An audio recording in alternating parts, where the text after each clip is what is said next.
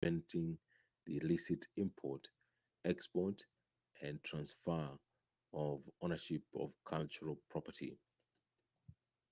That motion will be moved by the chairperson, Departmental Committee on Sports and Culture. If you're just joining us, these are live pictures from the National Assembly chambers where members of parliament are scheduled to hold a sitting this morning.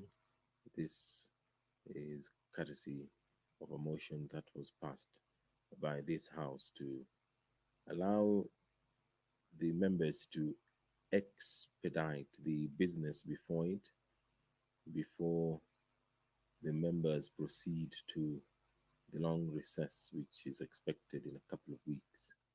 This broadcast is brought to you by the Parliamentary Broadcasting Unit in conjunction with the Kenya Broadcasting Corporation.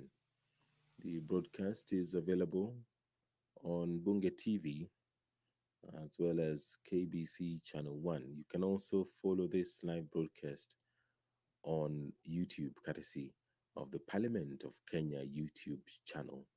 The Deputy Speaker of the National Assembly, Honorable Gladys Boss, is walking into the chamber to oversee the business of the National Assembly this morning.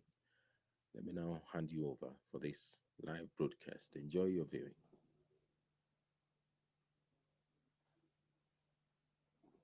Honorable members, let us pray.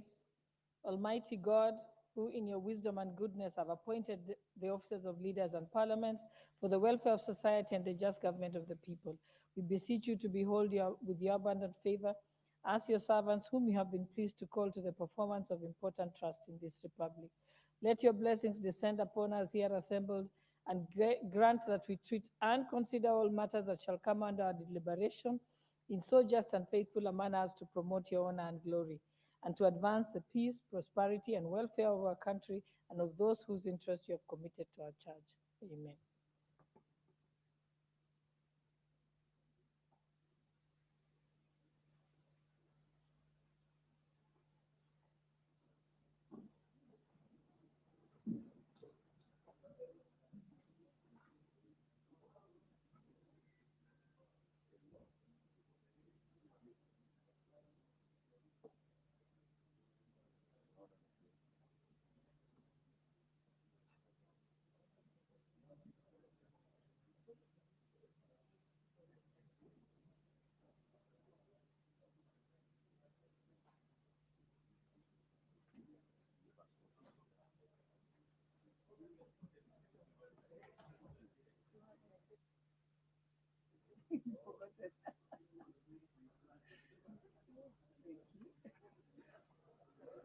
No, it's okay.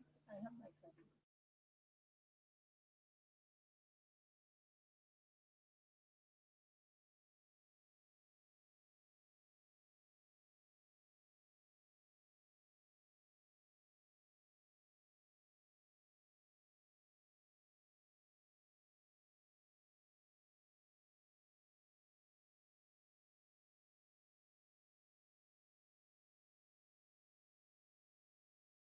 Rang for, I think, 5 minutes, 10 minutes. Thank you.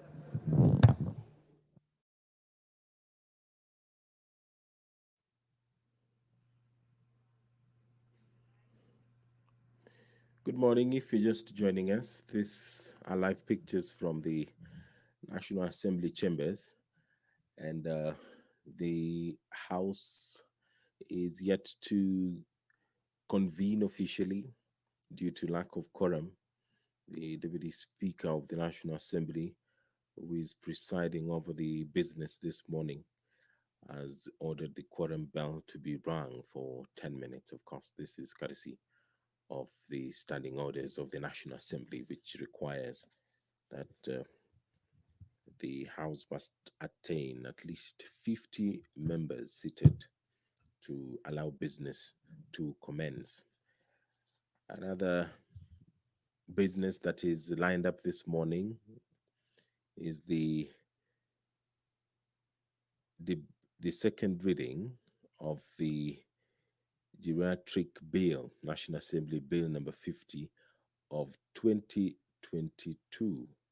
Now, the principal object of this bill is to give effect to Article 57 of the Constitution by establishing a legal framework for the treatment of elderly persons. The bill seeks to improve the living conditions of elderly persons by providing for their rights to human dignity, safety and security, education, health, and equality and non discrimination. This bill is courtesy of the Honorable Member Gathoni Wamushomba. It has been lined up for debate for the second reading. Another bill that has been lined up for debate for the second reading is one by the Honorable Benjamin Gathiru. It is a bill on the Public Service Commission Amendment Bill, National Assembly Bill number 6 of 2023. The principal object of this bill is to amend the Public Service Commission Act of 2017 to prescribe the mandatory retirement age of 60 years in the Act. The amendments are meant to increase the job vacancies available in Kenya, available to Kenya citizens below the age of 60 years. These positions, according to the Honorable Member, sometimes held by persons beyond the age of 60 years on account that they possess rare knowledge, skills, and competencies for the time required in the service. The Public Service Commission and other appointing authorities, according to the Honorable Member, should be keen on succession planning and take the necessary steps to ensure that they train other persons in the organization to take up these positions. The Honorable Member also explains that the bill also intends to address the issue of an officer acting in a position for more than 6 months. The period of 6 months, according to the Member of Parliament, prescribed prescribed should provide adequate time for the organization to recruit and substantively fill that position. Failure to comply with this provision will result in the officer not earning any acting allowances. Clause 1 of the bill provides for the short title. Clause 2 of the bill provides for the amendment of Section 34 of the Act to provide that any officer appointed in an acting capacity shall not be entitled to any acting allowance after the expiry of the 6 months. Clause 3 of the bill provides for the amendment of Section 80 by prescribing the retirement age of 60 years in the Act as opposed to this age being prescribed in the regulations. It also deletes the provisions allowing the Public Service Commission or any other appointing authority from engaging a person who has attained the age of 60 years. Clause 4 of the bill seeks to save the contracts of the officers currently engaged by the Public Service Commission. Quorum has been achieved.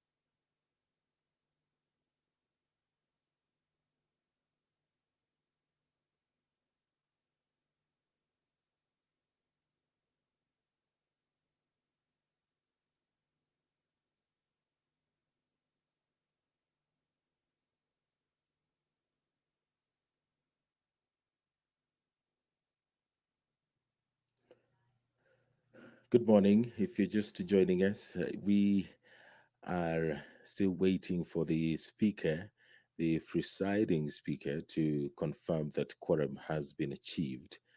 And a couple of minutes ago, we did see the sergeant at arms raise the red white paper indicating that the House has achieved the quorum.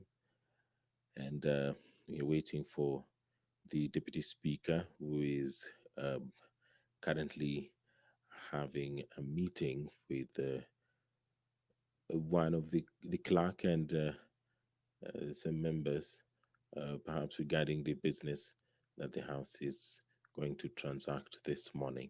And as soon as we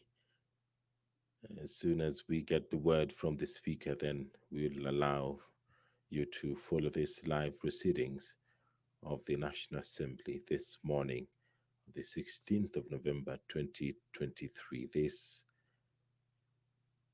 sitting was approved by the National Assembly yesterday.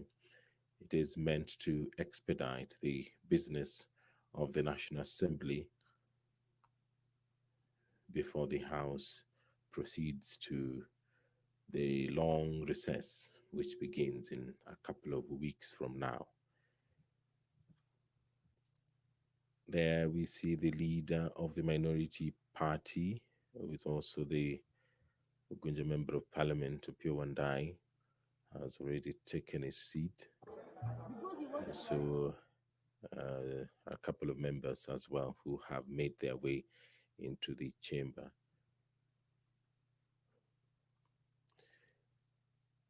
The Public Service Honorable Commission members, let us proceed. Amendment Bill. First order. Order number 1, administration of oath. Order number 2, communication from the chair. Order number 3, messages. Order number 4, petitions. Order number 5, papers. Majority Leader, Thank you very much, Honorable Speaker. Honorable Speaker, I beg to lay the following papers on the table of the House today, Thursday, 16th November 2023, in the morning sitting. Reports of the Auditor General of Financial Statements for the year ended 30th June 2023 and the certificates therein in respect of, Honorable Speaker, if you ask Honorable Chepkonga to dismantle his meeting. Honorable Kimayo, break up the party. Honorable Osoro, And the whip. you're the whip and you're causing disorder. Proceed to do it with speed.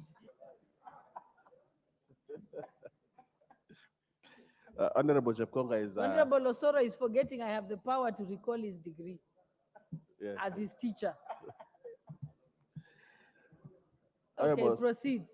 Okay, thank you very much, Honorable Speaker. I'll take that again. Reports of the Auditor General and financial statements for the year ended 30th June 2023, and the certificates there in respect of 1, Global Fund to contribute to achieving Vision 2030 through universal access to comprehensive HIV prevention, treatment, and care program, the National Treasury. 2, Danida Primary Health Care PHC program, Minister of Health. Support of the Healthcare Financing Strategy, Reproductive Health, Minister of Health. Kenya Symbiocity Program, Council of Governors. 5, Transforming Health Systems for Universal Care, Minister of Health. 6, Kenya Social and Economic Inclusion, National Drought Management Authority, and the Nairobi Thika Highway Improvement Project, Kenya National Highways Authority. I thank you, Honorable Speaker, and I beg to lay.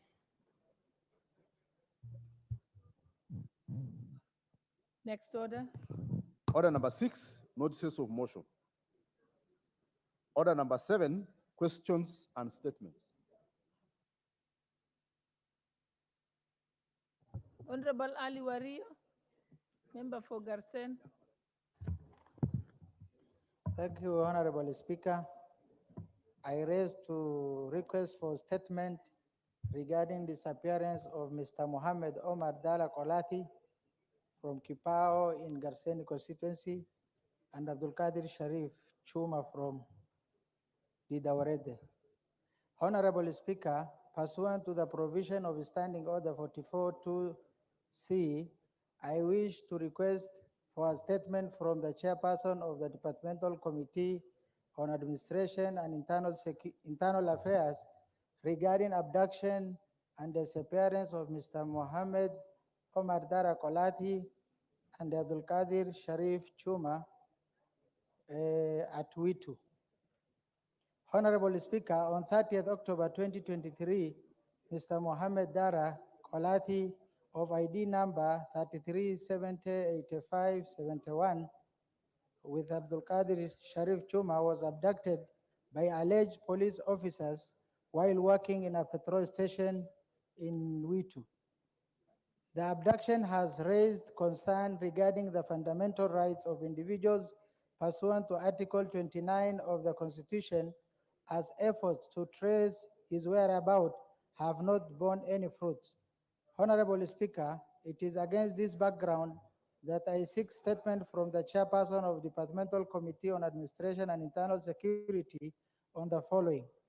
Number one, could the chairperson provide information to the House on the whereabouts of Mr. Mohammed Omar Dara Kolati and Abdul Qadir Sharif? Number two, what measures have been taken to ensure the said person is reunited with his family? Thank you, Honorable Speaker.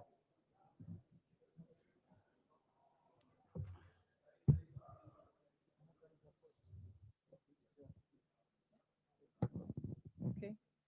Chairperson, Security, Honorable Tongoyo, you have something to say about the statement by Ali Wario, member for Garsan constituency, over the disappearance. Yeah. Thank you, Madam Disappearance Speaker. of Muhammad Omar Dara Kolati.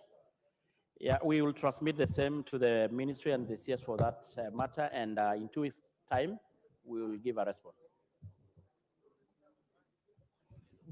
How long? How long? Time period? 2 weeks, 2 weeks, Madam Speaker. Honorable Wario, is 2 weeks okay?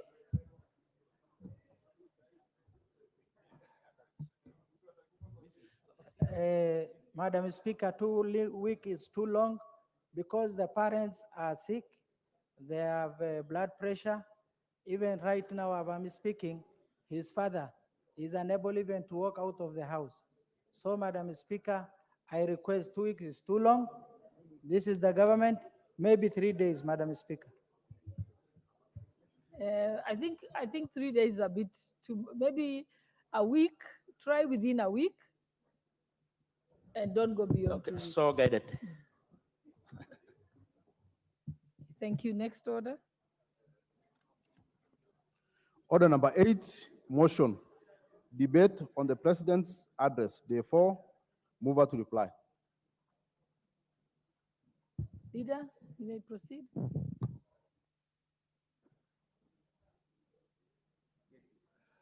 Honorable Speaker, thank you very much. I would like to reply to the debate on the presidential address, which was delivered in this House by His Excellency the President on the 9th of November. Honorable Speaker, it's very important to note that this State of the Nation address is anchored in law, and it is a constitutional mandate of the President, and Article 132(1)(c) and Article 247 of the Constitution, that the President comes to this chamber and addresses the two houses on the state of the nation. Honorable Speaker, in the address, the Constitution requires the President to present an annual report on the measures taken and the progress achieved in the realization of national values and principles of governance. He's also supposed to present an annual report on the progress made in the fulfillment and the international obligations of the Republic of Kenya, and also to present an annual report to Parliament on the state of the national security. Honorable Speaker, His Excellency the President actually did that and presented the 10th report to this House, and we thank him.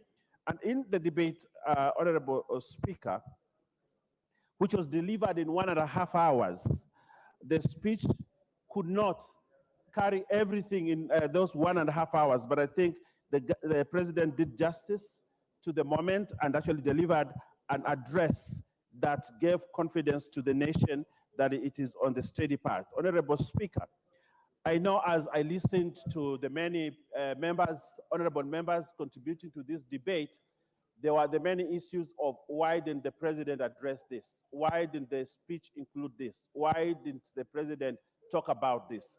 Definitely, there are many things that the speech did not include, but I think the speech in itself is couched in such a way that there are certain things that the president has to state and to bring to the nation of the attention of the assembly because the constitution says so. Honorable Speaker, in this State of the Nation address, as I listened to the members contribute, I think the thanks of the House were noted on several issues. One, that the nation is on the steady path of growth. Although there are many challenges that we are facing as a country, many economic issues that we are facing as a country, but again, members noted that progress is being made steadily and that we are moving to where we should be as a nation. Honorable Speaker, we note the progress the government has made, especially in the areas of agriculture, the areas of education, the areas of health, and the key sectors that need to be dealt with. And therefore, the House noted all these things. Honorable Speaker,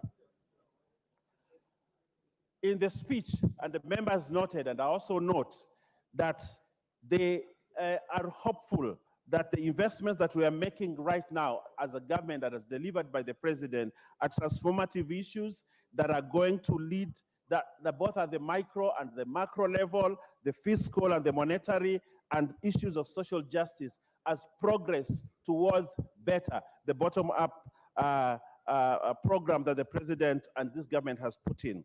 Honorable Speaker, we also noted the thanks. We also note the thanks of the House in the issues that the president raised, and many members here took note of the issues and progress that we've made in education, and particularly the issues of JCC, the issues of university funding, the issues of the curriculum-based issues. We have made tremendous progress. Members also noted that the president talked about the universal health and that we have made tremendous progress in those issues, and also the issues of housing, which the president talked about, and that we have made tremendous progress that is towards transforming this country. Honorable Speaker, important to note that for the first time, the president delivered this, his speech in a digital way. I know one of the members said he wasn't so sure whether the president was reading from somewhere or he was talking from off the cuff, but I want to tell him that the president used a teleprompter to deliver his speech, and he wasn't speaking off the cuff, and that's not the president's investments actually in the issues of digital. Honorable Speaker, I also want to thank all the members that participated in this debate. I think it was robust. Members spoke their mind.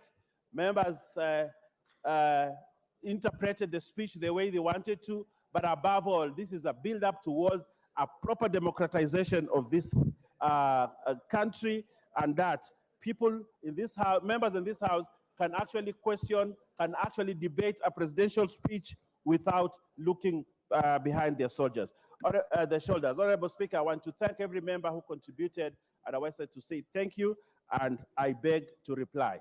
Honorable Speaker.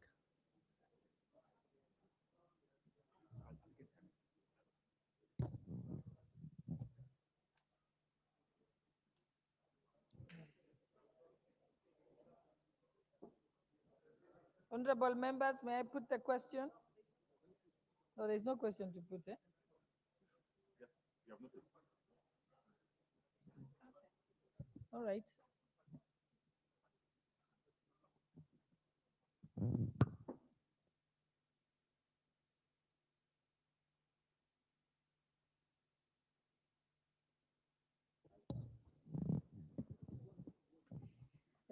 Honorable Martha is confusing me.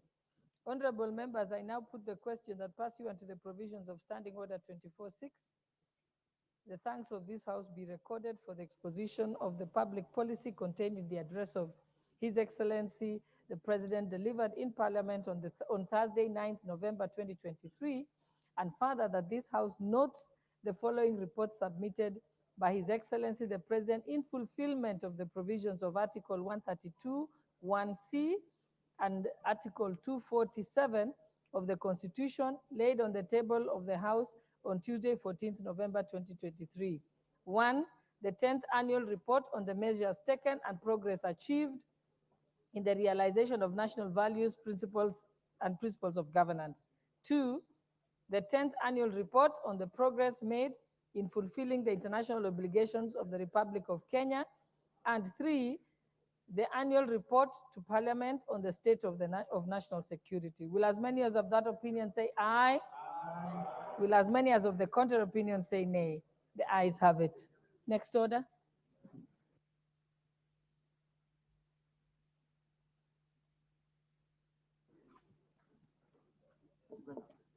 Order number 9, motion.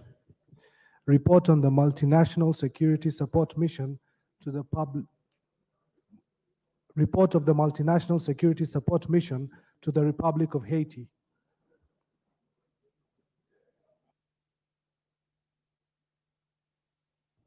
What is your point of honorable leader of minority? Sorry. Madam Speaker, I am rising on a point of order number 89. And I would want, for avoidance of doubt, just to take you there, if you don't mind, Madam Speaker. Madam Speaker, Standing Order 89 speaks to the issue of sub judice. And it is clear, Madam Speaker, that no member shall refer to any particular matter which is sub judice, or which by the operation of any law is secret. Madam Speaker, a matter shall be considered to be sub judice when it refers to active criminal or civil proceedings, and the discussion of such matter is likely to prejudice its fair termination. Madam Speaker, I am aware, and indeed the whole country is aware, that the matter we are just about to embark on, the matter of the deployment of the Kenya police to Haiti, is actively before court. Is actively before court. And the matter in court is case number E389/2023. This is the matter between Third Way Alliance Kenya and Miruri Waweru and one other versus Cabinet Secretary Interior and Coordination of National Government and the Speaker of the National Assembly and 4 others. Madam Speaker, unless we are deviating from our norms, from the traditions, from the practice, and indeed from our own rules as provided for under the standing orders, I submit that the House is not in its proper position, is not in its proper place to adjudicate or in any way, in any other way, deal with the matter before it under Order 9 on the order paper today, Madam Speaker. For the simple reason that the matter of the deployment of the Kenya police to the Republic of Haiti is very, very actively before our own courts of law. Madam Speaker, I want to go further and report to you that indeed interim orders were issued on the same matter by none other than Justice E.C. Mwita. Justice E.C. Mwita on the 6th of October 2023, which orders have the effect of stopping the Republic of Kenya from attempting to take the Kenya police officers to the Republic of Haiti. Madam Speaker, I am aware, I'm further informed, and I've got no reason not to believe the information I've been given, that this order has since been extended indefinitely until the matter is heard and determined. Madam Speaker, the matter is scheduled for hearing and termination, Madam Speaker, in the next 3-4 days, and it's going to be heard in open court by physical appearance. So what am I saying in short? What am I saying in short? What I'm saying in short is that if we are a house that goes by the rule of law, if we are a house that abides by its own traditions, its own practices, its own rules, and indeed by the Constitution of the Republic of Kenya, we cannot proceed with the debate on this motion until this matter in court is heard and determined one way or the other, or until the orders, the interim orders, the interlocutory orders that were issued by Justice Mwita are either vacated or otherwise stood down, Madam Speaker. Madam Speaker, on that basis, therefore, I want to plead with you. I want to plead with you to exercise your jurisdiction, and wisdom to stand down the debate on this motion. I want to plead with you to stand down this motion. And as I conclude, Madam Speaker, let me ask you to allow me to table the court order that was issued by Justice Mwita on this matter on the 6th of October 2023. Madam Speaker, the good thing these days, court orders are online, available online. You don't even need to bother going to look for certified copies. They are online and they are clearly authenticated, Madam Speaker. With those very few remarks, I support. Unfortunately, I only have one copy. If you have to table first before I give my friend here. Honorable Osoro.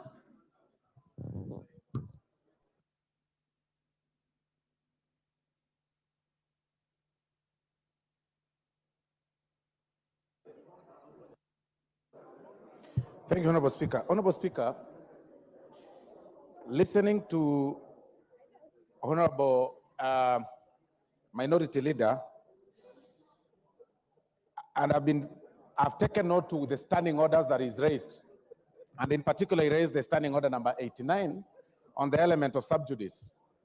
But Honorable Speaker, if consultations can be lower, Honorable Speaker, if people can consult in low tones kindly. Honorable members, this is an extremely important matter. If you want to consult, you may have to do it outside the chamber or consult in very low tones, kindly. Let's be mindful of proceed. Thank you, Honorable Speaker. Honorable Speaker, the Constitution of Kenya is the supreme law of the land. It mandates and gives every arm of government their responsibility and a bit of some autonomy in their way of operation. Honorable Speaker, Article 240, number one, first Article 95 and 6 mandates Parliament to oversight, to legislate, or the executive, and all the other responsibilities that they are supposed to do and to represent the people. But Article 240, Honorable Speaker, gives us a sole responsibility upon the proposal by the National Security Council to agree to their proposal or decline. And that is the responsibility of the of the Parliament of Kenya. And in particular, Article 248, that the Council, with the approval of Parliament, may deploy national forces outside Kenya, regional or international peace support, or other support operations. It is the Parliament of Kenya that debates and agrees upon being moved by the National Security Council. But if I restrict myself to standing order number 89 that Honorable Minority Leader said, it is important for us to know that that very particular standing order has got clause 4, which provides that a member alleging that a matter is sub judice shall provide evidence to show that paragraphs 2 and 3 are applicable. That paragraph 2 and 3 are applicable determining whether, what does 2 say? Determining whether a criminal or civil proceeding is active and shall apply, whether it's a criminal proceeding shall be deemed to be active. A criminal proceeding, civil proceeding shall be deemed to be active when arrangement for hearing, such as setting down a case for trial, have been made until the proceedings are ending by judgment or the discontinuance.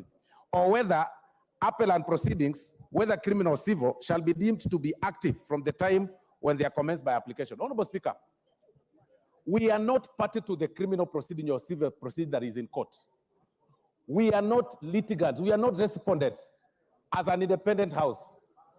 Today, this morning, Honorable Minority Leader has provided a paper that has not been authenticated in this house.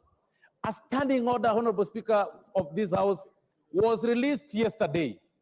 The Honorable Minority Leader had the entire time to present his evidence, bring it forth, have it authenticated, confirm whether it is indeed true the matter is in court, move this house yesterday before it was published in the standing order, Honorable Speaker. As far as I'm concerned, there is no evidence that has been provided by Honorable Minority Leader today, this morning, because we really can't authenticate. We are not very sure whether it is a paper from River Road, whether it's a paper that is printed. It is just a word by himself. It is his own words against ours. So, Honorable Speaker, we go back to the Constitution, which is the supreme law of the land. We are mandated to debate a matter that has been moved to us by the National Security Council, as provided for under Article 240, Honorable Speaker. So, Honorable Minority Leader, you're out of order. We debate, we agree, or we drop it. Thank you, Honorable Speaker. Majority Leader. I'll come to you, Honorable Otiende, member for Ariada. Thank you, Honorable Speaker. Honorable Speaker, it is indeed true what the Honorable Opio and I says, that there is a case in court, because it is in a public domain. And everybody who follows what is going on in the courts would know there is a case in court. And I'm glad the purported paper that he has tabled, as my whip says, the last directive is that a conservatory order is hereby issued restraining the respondents from deploying police officers to Haiti or any other country until 24th October 2023. And I believe today is the 16th, if I'm not wrong, of November. He purports those orders to have been extended. I would first have wanted to see that particular extension, which has not been tabled. Therefore, this particular piece of paper seems to have lapsed. Number two, Honorable Speaker, for all I know, the matter in court did not in any way restrain or give orders against the National Assembly carrying out our constitutional mandates to debate and approve, because the National Assembly or Parliament, in line with the Constitution, does not deploy officers. What we do is to consider such a motion for approval for the deployment of those officers. It is other agencies who then are restrained from deploying, not the National Assembly. Honorable Speaker, my third point is that the Honorable Opio has been here long enough, as long as I've been here. And he knows from the 11th Parliament, under Speaker Muturi, there is a retinue of precedents on what the courts can and cannot injunct Parliament from doing. And part of that, Honorable Speaker, is that the court cannot injunct Parliament from doing what is constitutionally the Parliament's mandate. And the courts, Honorable Speaker, and my good brother Opio knows it, because he has been here. And I know this is very good politics for those in the minority, but it is politics in the wrong theater. I would advise them to play it in the courts or in rallies, but not here, Honorable Speaker, because we cannot be stopped from doing what we ought to do. And the precedence that was set by Speaker Muturi is that the court must wait for Parliament to do its work, then proceed after that. And Honorable Speaker, if you also look at our standing order 89.5, it says that notwithstanding this standing order on matters sub judice, as Honorable Pio says, because that is the article he referred to in speaking about matters sub judice. And 89.5 says that notwithstanding this standing order that speaks about sub judice matters, the Speaker may allow reference to any matter before the House or a committee. Therefore, our own standing orders do not stop us from discussing matters. Honorable Speaker, you may allow people to even make reference without going into the facts that are being prosecuted before the courts, Honorable Speaker. Therefore, Honorable Speaker, I humbly submit before you, Honorable Speaker, that this matter and this motion is, one, rightly before the House. Two, there is absolutely nothing sub judice in the House debating and approving, if the House agrees with the motion, approving the deployment of our officers to Haiti. Honorable Speaker, a lot of work has gone into this this committee's work, and the Honorable Tongo from the report yesterday, members will be able to see, including extensive public participation. Part of the matters that were being argued are issues to do with whether or not there has been public participation. That is not a matter for us to determine here. Let us leave it to the courts. They will fight with those they are fighting with the courts. For us, let us carry out our constitutional mandate to consider what is before the House today without any reference to the particular facts of the case that is in court, Honorable Speaker. But lastly, I want to agree with Honorable Osoro that it behoves on the leader of minority not to table a piece of paper of a defunct court order, but he should also have tabled what he purports to have been an extension, because that is it is him who is purporting there was an extension. Nobody is aware, and the burden of proof was on him, not on anybody else. And he cannot refer to online. He's telling it is online, anybody can Google. There are a lot of hackers online and fake news. Thank you, Honorable Speaker. Honorable Otiende, member for Rarieda. Thank you, Madam Speaker. Madam Speaker, I want to clearly support the point of order by the minority leader. And I really want us to address this as a house, not as a partisan house, because these matters have consequences in terms of precedence. First of all, Madam Speaker, Standing Order 89 is clear as read by Honorable Wandai, and 89.2 restricts discussion of active civil matters. It goes further in C to say that civil proceedings shall be deemed to be active when arrangements for hearings such as setting down a case for trial have been made until the proceedings are ended by judgment or discontinuance. Until they are ended by judgment or discontinuance. It is clear, Madam Speaker, that the case quoted, E389 of 23, is active, has been set down, it has not been ended by discontinuance or judgment. So it falls exactly on all fours under Standing Order 89. Madam Speaker, all the sections of all the articles of the Constitution quoted are true. But despite those provisions, in our wisdom as a house, we established the standing orders and included Standing Order 89. If it were to be possible, that there are certain matters that we are willing to discuss despite them being sub judice, nothing would have been easier than to state it on the face of the standing order. Madam Speaker, it is not true that the orders read only stop deployment of the police. To the extent that any court order stops deployment, it stops all the processes that lead to that. And one of those processes is bringing that motion in the National Assembly and the National Assembly either passing or rejecting it. It means automatically that all these processes must be held in abeyance. Is it true, as Honorable Soro says, that we are not party to the proceedings. Yes, we may or we may not be.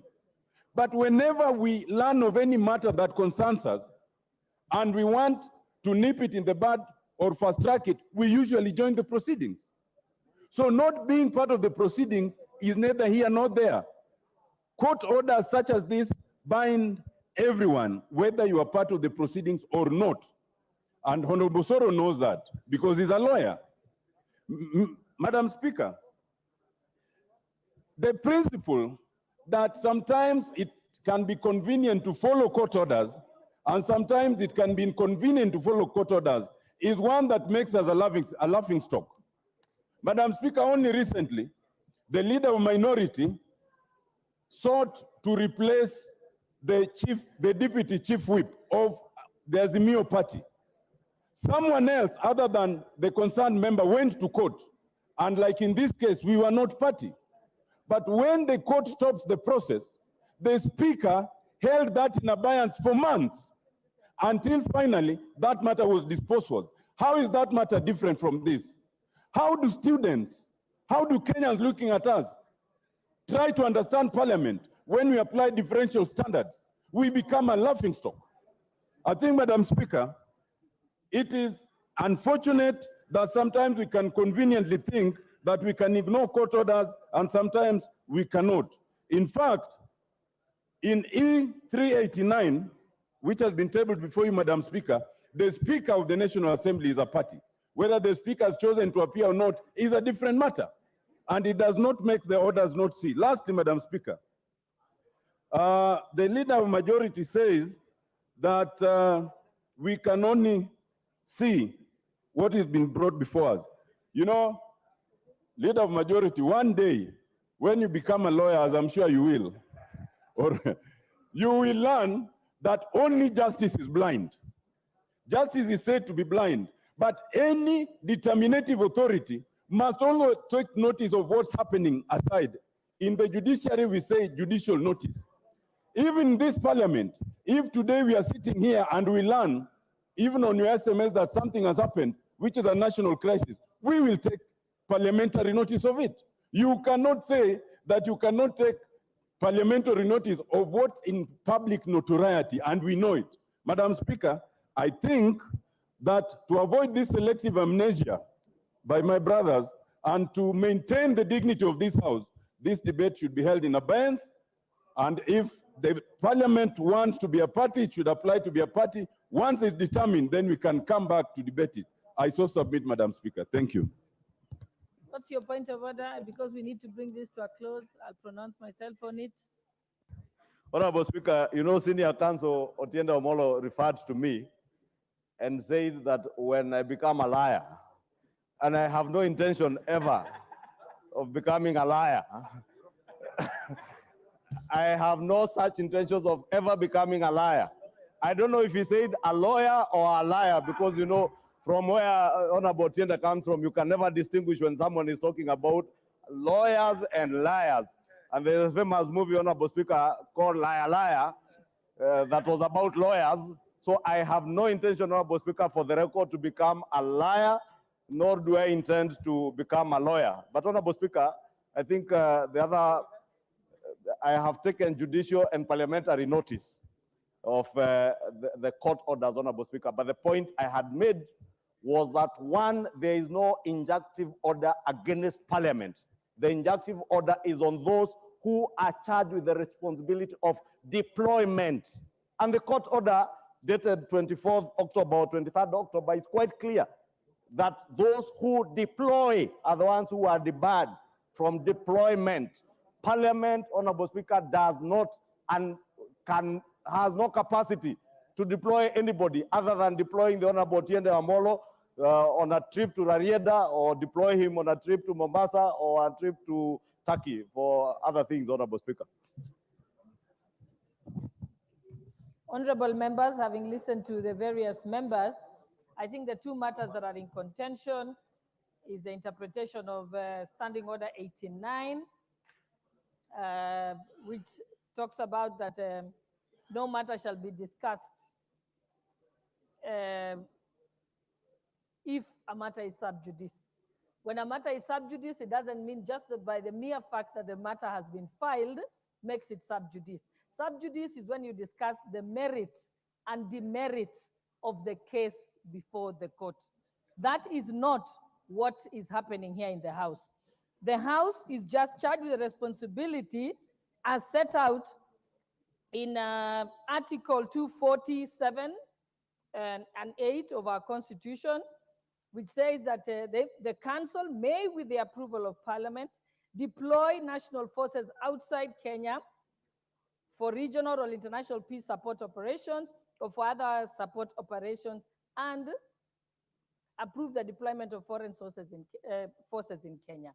So Parliament, the National Assembly here is not being asked to approve, to deploy the forces. They are just being asked to approve. In any case, the matter raised by the leader of minority is premature because Parliament has not yet approved the deployment.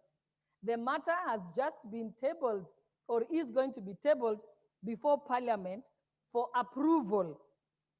Even then, never mind the fact that that court order has not been served upon the Speaker, and in order to authenticate service, usually the order has to be directed to the Speaker and the National Assembly, and it must be, and the service of that must be done. It must be authenticated, signed, and the name of the process server indicated. It cannot be a member of this House acting as a process server while the House is in plenary.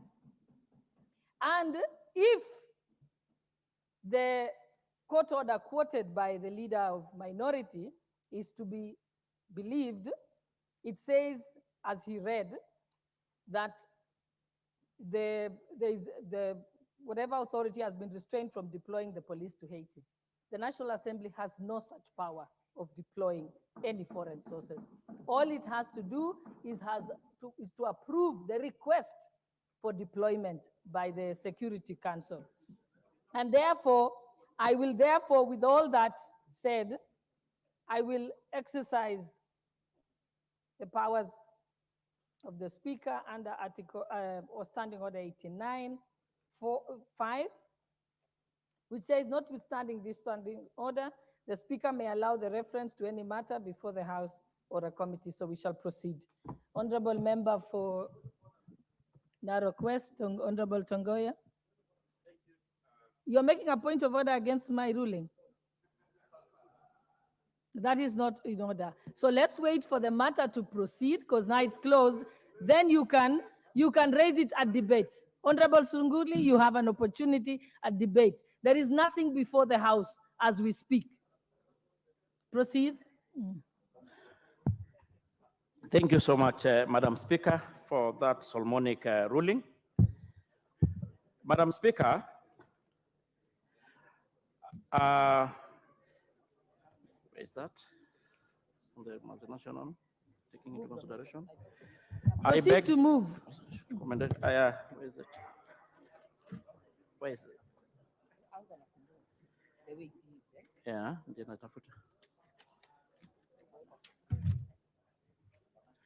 sorry, number 9.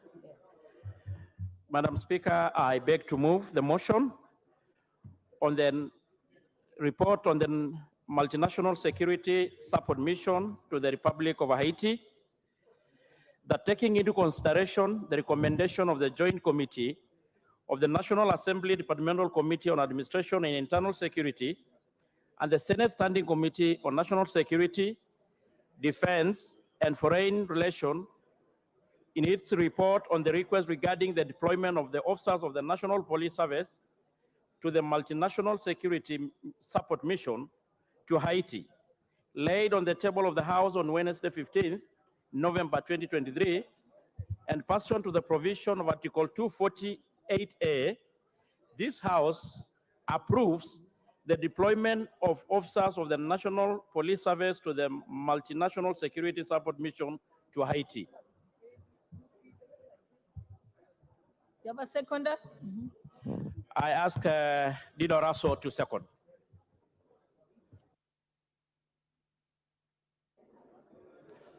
Thank you very much, Honorable Speaker. Honorable Speaker, I beg to second, and I want to associate myself.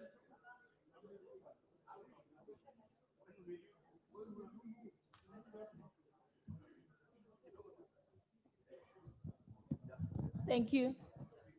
Honorable members, I now propose the question. Let me propose the question, then I'll give you a chance. Honorable members, I now propose the question that taking into consideration the recommendations of the Joint Committee of the National Assembly, Departmental Committee on Administration and Internal Security, and the Senate Standing Committee on National Security, Defense and Foreign Relations, in its report on the request regarding the deployment of officers of the National Police Service to the Multinational Security Support Mission to Haiti, laid on the table of the House on Wednesday, 15th November 2023, and pursuant to the provisions of Article 248A, this House approves the deployment of the officers of the National Police Service to the Multinational Security Support Mission to Haiti.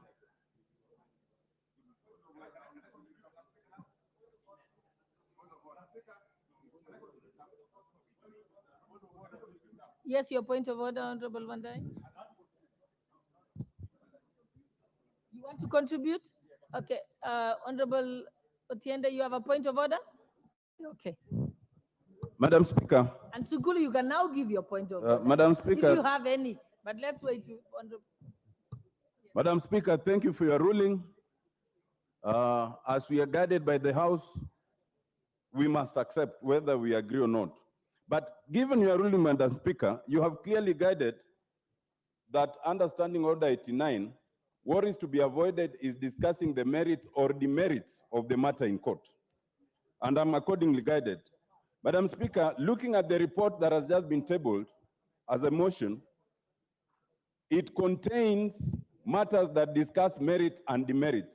Could Madam Speaker guide us which part of the report, therefore, we can refer to as we are debating this particular motion? Thank you, Madam Speaker. Honorable Omolo Otiende, you're a senior counselor, senior as myself. You know very well that should we delve into the issue of the merits and demerits, then it is the court that shall reprimand us, not you. So you're not the sitting judge in this matter. Yeah, neither are you a counsel in the case. Thank you.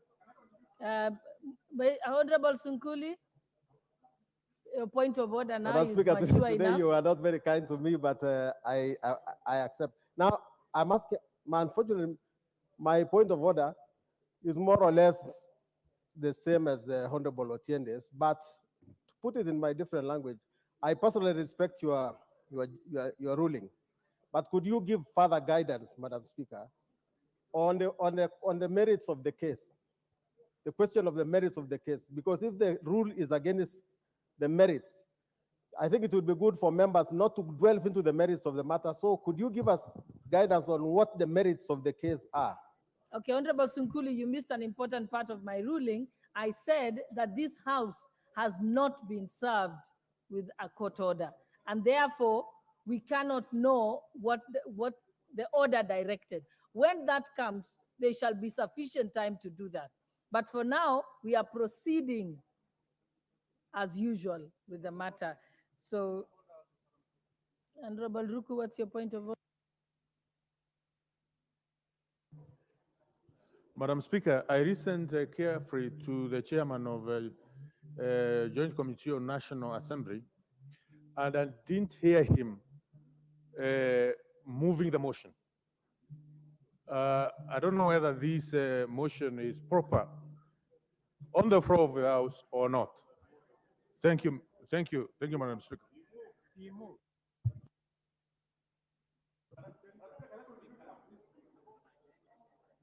Yeah, he moved the motion because he moved the motion as indicated in the order paper. Unless you wanted him to go further and make an explanation, which is optional. Yes, leader of minority. Madam Speaker, thank you very much. And I wish to now contribute to this motion. following your ruling and guidance. Madam Speaker, I want to start on the premise that the National Police Service does not fall within the ambit of what is provided for under Article 240, sub-article 8 of the Constitution. And I'll explain why. Madam Speaker.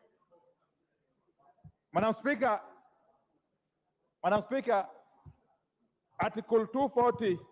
Honorable Tongoya and Leader of Majority, I You know, can't hear. I'm addressing very weighty issues that will require that people listen. Honorable members, if you may listen to me.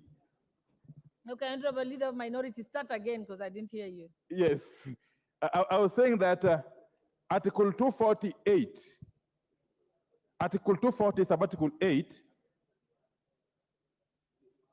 that we seem to be hiding behind in purporting to process this deployment of the police service to Haiti simply talks about deployment of national forces outside Kenya. Outside Kenya, national forces. Madam Speaker, if you go to Article 241, Article 241 of the Constitution, you will find that there are established the Kenya Defense Forces. Article 241 of the Constitution provides for the establishment of the Kenya Defense Forces. And it goes further to list those forces as consisting of the Kenya Army, the Kenya Air Force, the Kenya Navy, and basically those three. It simply talks of the three arms of the Kenya Defense Forces as what constitute the defense forces.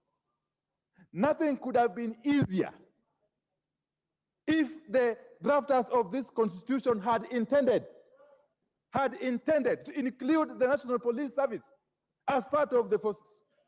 To say so explicitly under Article 240, sub-article 8 of the Constitution. Madam Speaker, we cannot afford to do what we are trying to do currently, of circumventing the Constitution and the law. In fact, the National Police Service, as established under Article 243 and 245 of the Constitution, is under the command of the Inspector General of Police. It is not under the command of the President or any other person. The Commander-in-Chief of the Kenya Defense Forces is not the commander of the National Police Service. That is my submission. And you can challenge me. So it was not the intention of the makers of our Constitution. And Honorable Tindamolo is here. He will help us.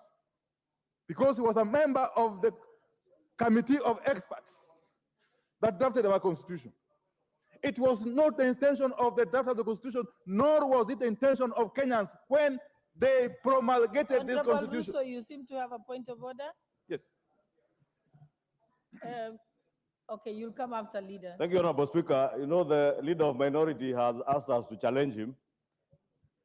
And Honorable Speaker, is also good to state matters of fact in line with our standing orders. Honorable Speaker, the leader of minority is clearly misreading and misinterpreting the Constitution, because if you read Article 248 of the Constitution that provides that the National Security Council, with the approval of Parliament, which is the basis of this motion, Honorable Speaker, may deploy the national forces of Kenya for regional and international peace support operations or other support operations. Honorable Speaker, if you read Article 242, the Constitution of the Security Council, the Council consists of, amongst others, and I'll go straight to I, the Inspector General of the National Police Service. And therefore, you cannot argue that the National Security Council or that is involved with the deployment of forces and request with the approval of parliament does not constitute the National Police Service, because it is right there in the Constitution, Honorable Speaker, 240(2)(h), I, Honorable Speaker, including the National Intelligence Service, for that matter. So even if you are to deploy National Intelligence Service officers, that is part of the National Security Council. Speaker, how I wish my colleague did not interrupt me. Because he has clearly not added any value to the debate. He has assisted you. Because if you look at the composition of the National Security Council, it also has civilians in it, including the Cabinet Secretary for Foreign Affairs. So are you saying Foreign Affairs staff are members of the Defense Forces? Are you saying we can deploy Foreign Affairs staffers, Ministry of Foreign Affairs staffers to Haiti to maintain security? It doesn't add, it doesn't follow.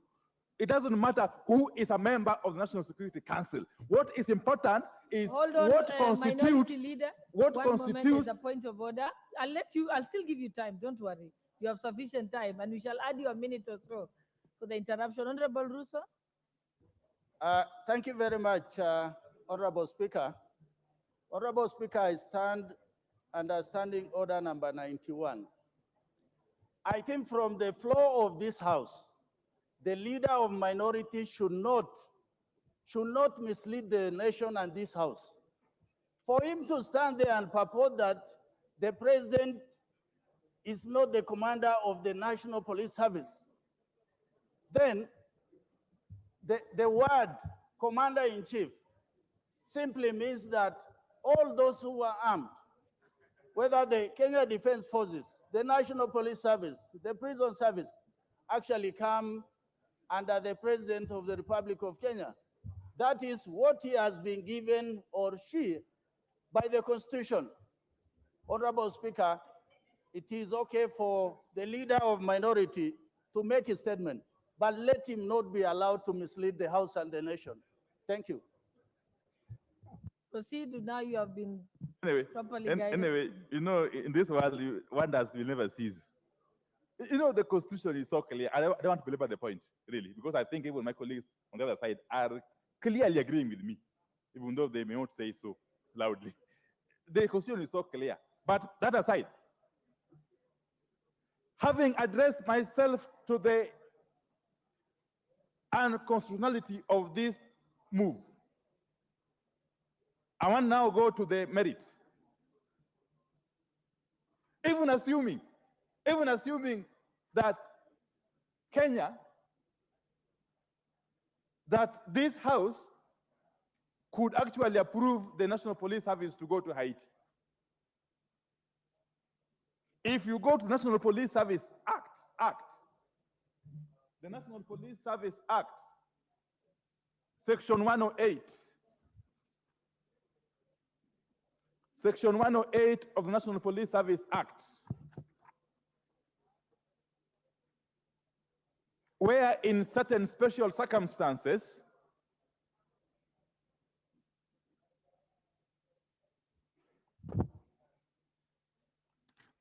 let me just go to the specific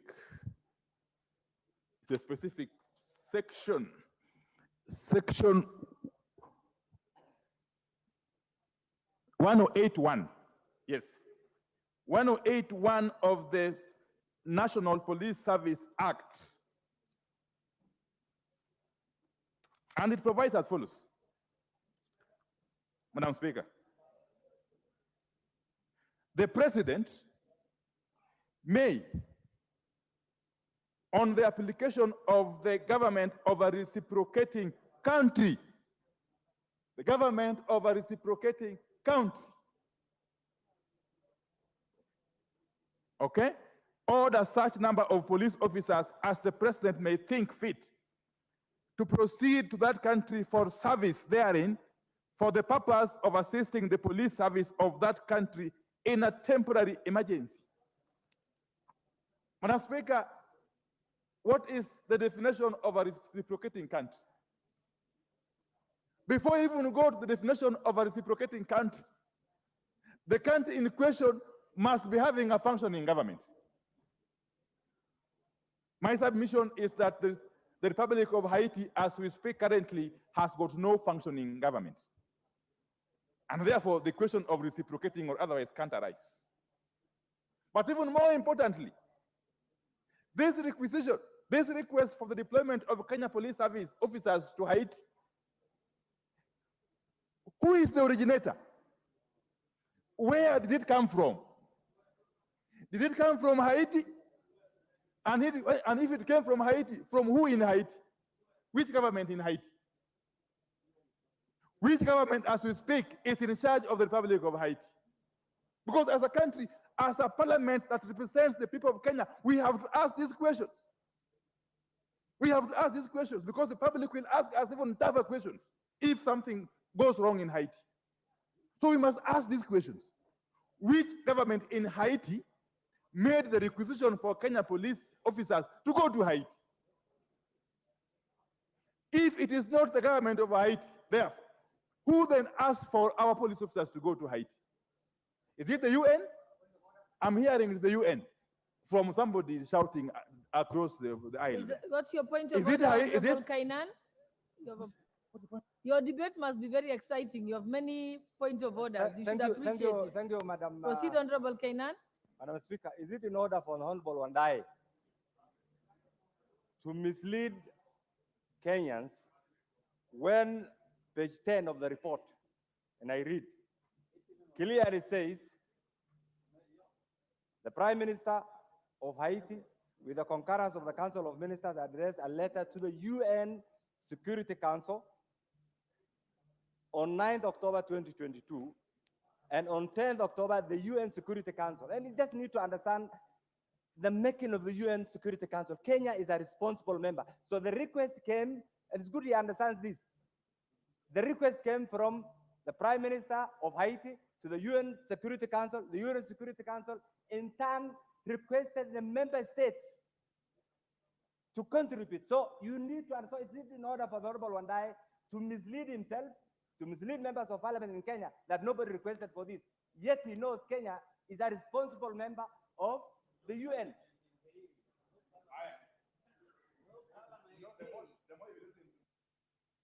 The more you listen to these colleagues of mine, the more you get actually amused. Madam Speaker, if it is the case that the request for the Kenyan government to deploy its police officers to Haiti came from the UN, can we have a look at the UN Security Council resolution that authorized this deployment?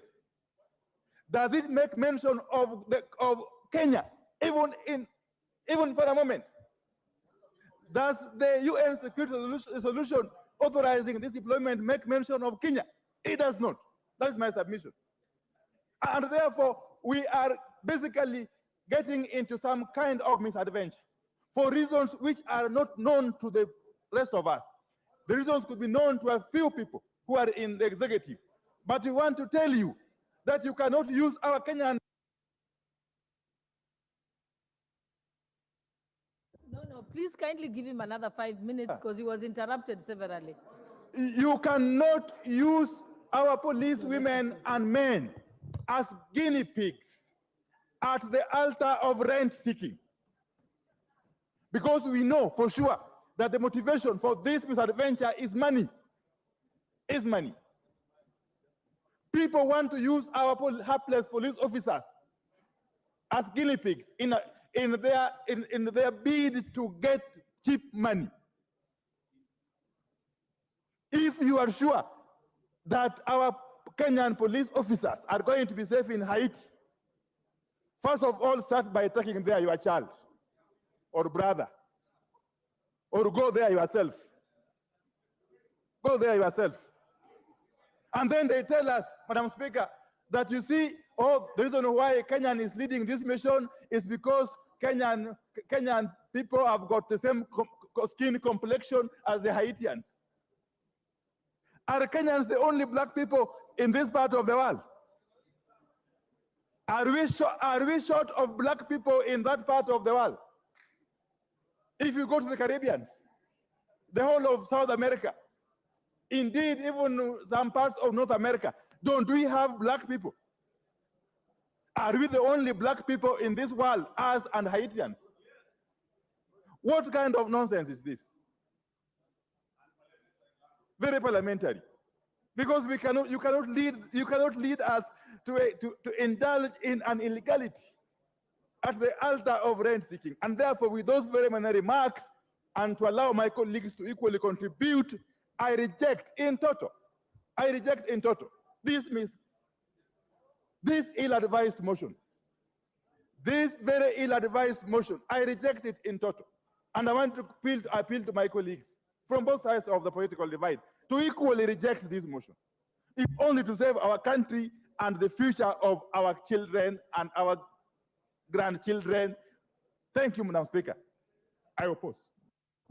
Dion, you have a point of order? Oh, yes. Proceed. Thank you, Honorable Speaker. Honorable Speaker, I rise to support this motion for the deployment of our National Police Service officers to Haiti to restore order. Honorable Speaker, allow me first to begin by... Honorable Nikal, what is your point of order? Madam Speaker, my point of order is we have the body of we have the report, but this report we do not have annexures. So we can't make references even to what people are saying, and the report as a whole has not been available. Is it possible to get those annexures so that we have a full report? And actually, the full report, this is an important debate, so we should have the full report as we discuss. Is it possible? Thank you. I direct that the clerk's desk ensures that you immediately get some copies to come within the House. You'll receive them in a few minutes. Honorable Nikal, proceed, Leader of Majority. Thank you, Honorable Speaker. I had hoped you direct the Honorable Nikal to the table room up here, room 8, because there are adequate copies with annexures, and I have a report that was tabled with annexures.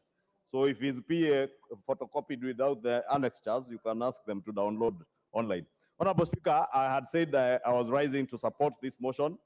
Honorable Speaker, allow me to first disabuse a lot of misinformation that has been given by our colleague and my good friend, the Honorable Opio Wandai.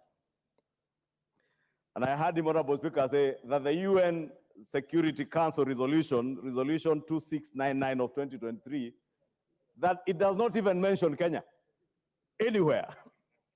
And I'll draw him to page 23, actually the third page of the UN Security Council, and he will notice that taking note of the call made by the government of Kenya on September 21st, 2023, urging the United Nations to urgently deliver an appropriate framework to facilitate the deployment of a multinational security support as part of a holistic response to Haiti's challenges, calling in the Security Council. Therefore, and the whole document is replete with a mention of Kenya, even the Kenyan delegation that visited Haiti to assess the situation in Haiti and report back to the Security Council, Honorable Speaker. Therefore, Honorable Speaker, let me first disabuse that notion that the UN Security Council did not take cognizance of the role being taken by Kenya. Two, Honorable Speaker, is to note, and I think the Leader of Minority had not read the committee's report that was tabled yesterday, because yesterday I was with the Leader of Minority in somewhere in Stony Athi, deliberating on other matters of national importance, like the cost of living, Honorable Speaker. And therefore, he may have missed the tabling of the report. And because the report here, I will again share this report with the Leader of Minority, because Kenya is deploying our officers as part of this MSS team, the Multinational Security Support Mission. And Honorable Speaker, other countries, if you just go to the report, and I just want to be very brief and draw reference to the report, that the Kenya mission, Kenya is to lead the nation, is a lead nation for the MSS mission to Haiti, which includes, because the Leader of Minority was asking emotionally, are we the only Africans? Are we only black people? Us and Haiti.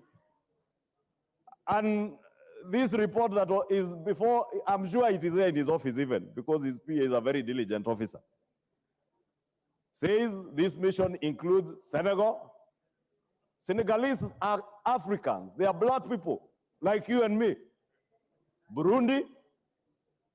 Burundians are Bantus like myself and you, although you are half Nilot, half Bantu.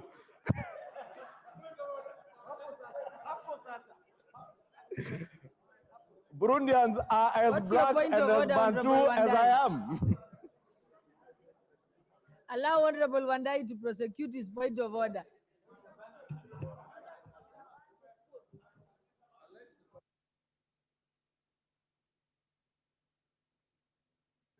Give on. Madam Speaker, I just want to ask you if it is in order for the Honorable Majority Leader to turn this debate into a debate on the person of the Leader of Minority. And more importantly, to attempt to classify me as a Bantu come Nilot. How does that come in, Madam Speaker, in this debate? Huh? Madam Speaker, please protect me from the Leader of Majority. Protect me. Leader of Majority, I'll let you respond. Honorable Speaker, you know the Honorable Pio and I, besides being my colleague on the other side, is also my friend. And he knows I know Gunja, I know the county of Siaya, and I know the intermarriages between the great people of the Luopin nation and those of the house of Mulembe, who are Bantus. And there are facts that are undeniable, and the member for Gunja knows. Honorable Speaker, protect the Honorable Minority Leader from those who are now claiming that he's their cousin. But I was saying, Honorable Speaker, Burundians are as black as the Honorable Pio and myself are, and the Africans and black people. Honorable Speaker, Chad is another African country that is in this mission. Other partners in the Caribbean and the Americas who are also of African descent and black people. Therefore, I just wanted, Honorable Speaker, to begin by disabusing that notion that it is a Kenyan mission. It is a multinational security support mission, which Kenya is honored to lead. And as patriotic leaders, as Kenyan patriots, we cannot stand in our own National Assembly and say that we are using our officers, who are very patriotic young men and women, who have given their lives to protect life and property of Kenyans and people of the world where they may be deployed. And like the doctors affirm what do you call it, Dr. Nyika, the Hippocratic Oath or something close to that.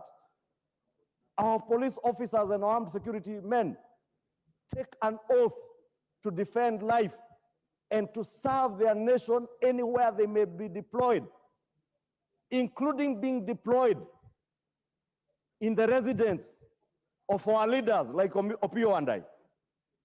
That officer guarding your house today and guarding your family is a patriotic young man or young lady who has given his life to protect you and your family. We therefore cannot disparage them by saying they are being used as guinea pigs.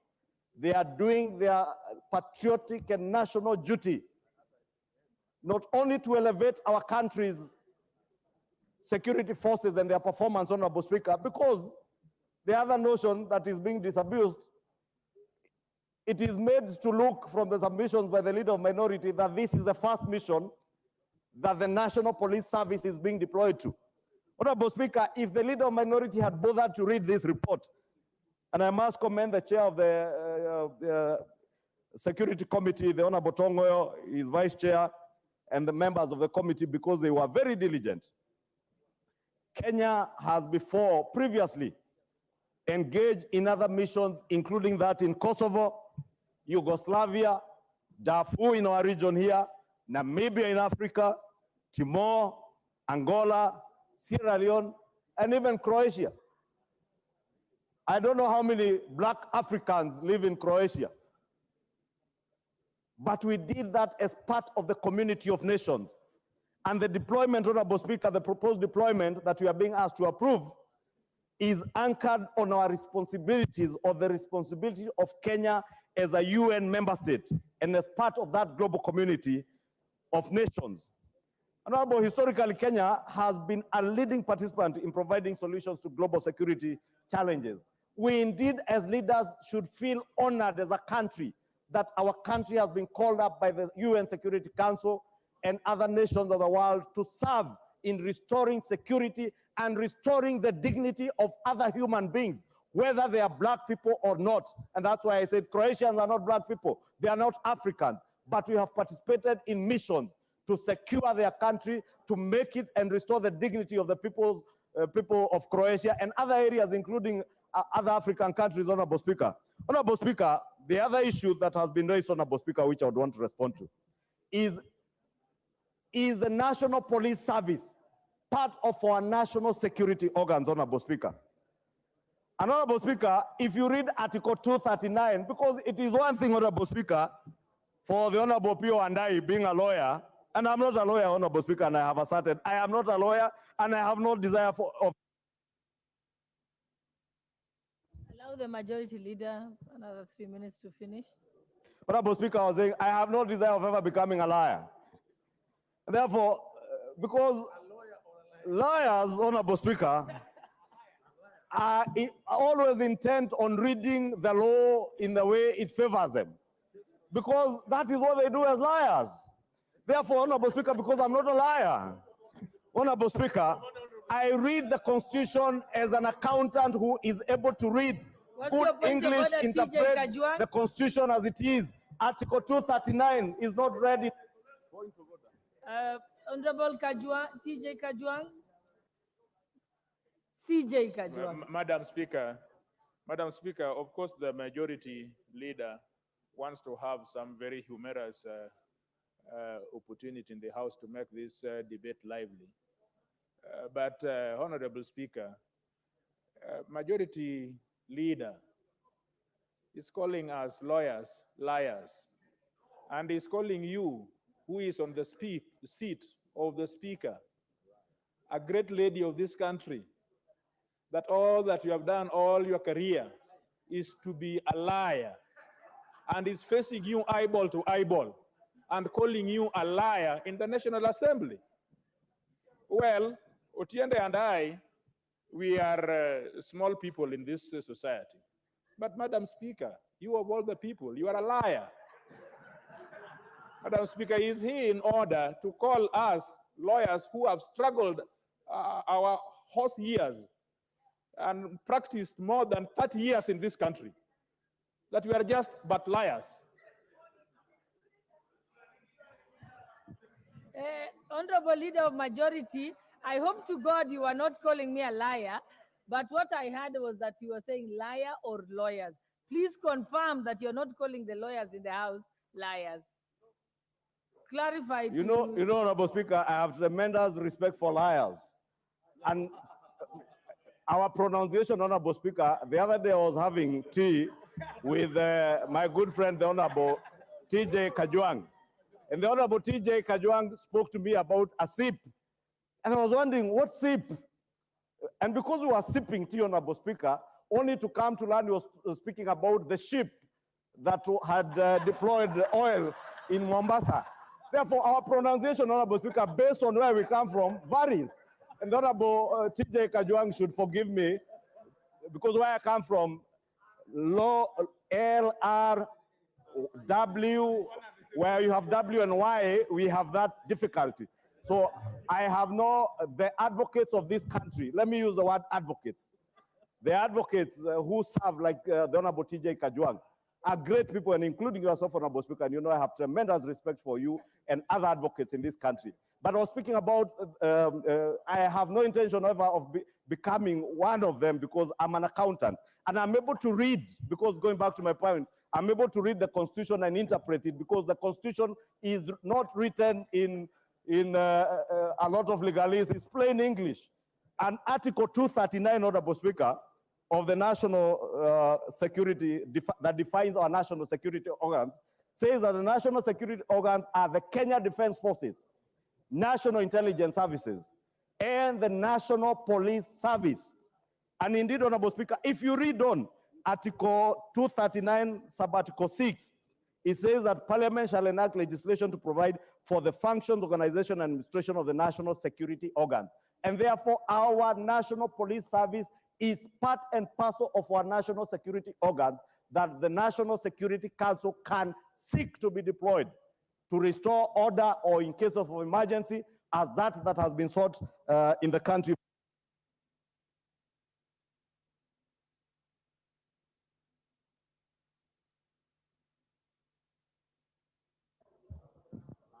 The Honorable Member for Kisumu West, Honorable Rosa Buyu.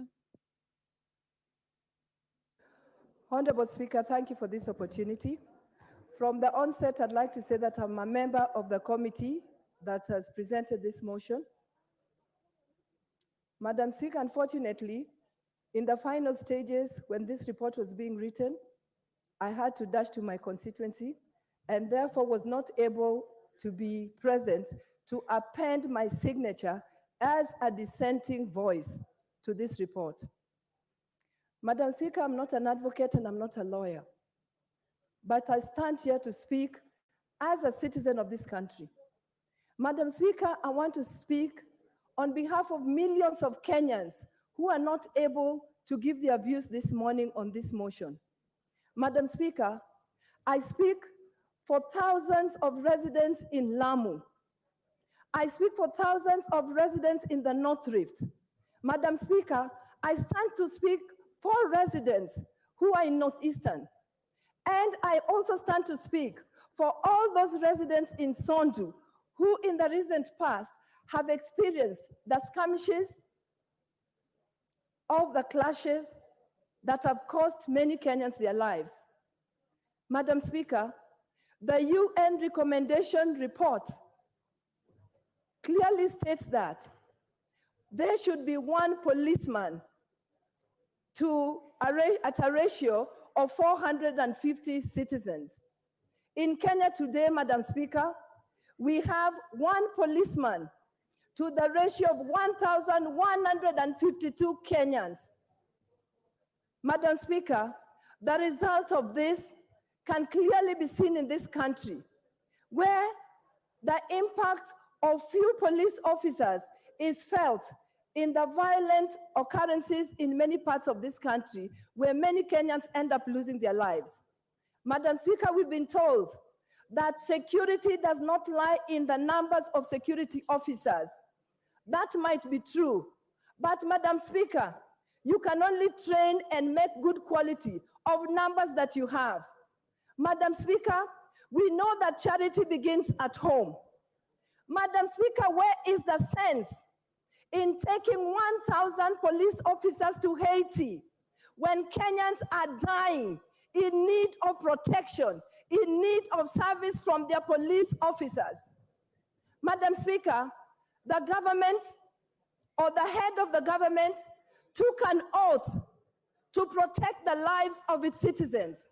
Madam Speaker, you don't protect the lives of your citizens by taking police officers who are supposed to protect them away from them to a land called Haiti. You can only protect their lives by enhancing the numbers and enhancing the security amongst your citizens. Madam Speaker, we've also been told in this report, and we've heard from the leader of majority, that Kenya owes it to the international community, which we are part of. Madam Speaker, if you cannot contain and protect lives of your people, surely where do you have the guts to take away to protect lives of people in Haiti? Madam Speaker, we've been told that Haiti is a land of gangs where no president can sit pretty, because so far, 4 presidents have been beheaded and murdered, and the gangs maraud the whole land of Haiti. Madam Speaker, I want to agree with our leader of minority that in taking these 1,000 officers to Haiti, we are actually doing nothing but sending them there as sacrificial lamb, because in a country that's ruled by gangs, in a country where there's no law and order, in a country where there's no respect for human life, why, Madam Speaker, give me one reason why we take 1,000 of our officers into that land. Madam Speaker, I stand here to register point of order? my dissent and opposition Let's hear the point to of this order. I'll give project you a of minute. taking our members to. Mike, Honorable Speaker, I'm sorry I'll to give you a disrupt my minute, sister. Honorable Buyu, to finish. Honorable Proceed. Speaker, I was rising on standing order 106 on irrelevance and repetition because I've listened to the Honorable Rosa Buyu continuously repeat herself on issues to do with Sondu. And when I looked at the motion before the House, Honorable Speaker, at least towards the end as she was completing, she was speaking about Haiti because the debate was on the deployment to Haiti. Honorable Speaker, more importantly, I have a copy of the report. And the Honorable Rosa Buyu, as she has asserted, is a member of this committee. And Honorable Speaker, I was going to advise Honorable Speaker, the kind of things Honorable Rosa Buyu was alluding to are things I have seen a very diligent member of that committee in the name of Honorable Kaluma, what he did. He has been able to express himself in a dissenting report. The Honorable Rosa Buyu, I'm told, never even attended the committee sittings to benefit from, and the minutes are there, Honorable Speaker. I'm not just speaking to things I do not know because minutes of the committee are in the report. The Honorable Rosa Buyu never attended a single meeting of the committee and now seeks to speak to the Give you a gallery chance, Honorable with a Rosa. lot of irrelevancies about Sondu and other areas. Honorable Speaker, I will just beg that we be relevant in line with the Standing Order 106 and restrict ourselves to the issue of Haiti, not Sondu, not Kikuyu, not Baringo, and other areas, Honorable Speaker. I think, Honorable Rosa, I'll give you 2 minutes so that you can finish because you were interrupted. Thank you, Madam Speaker.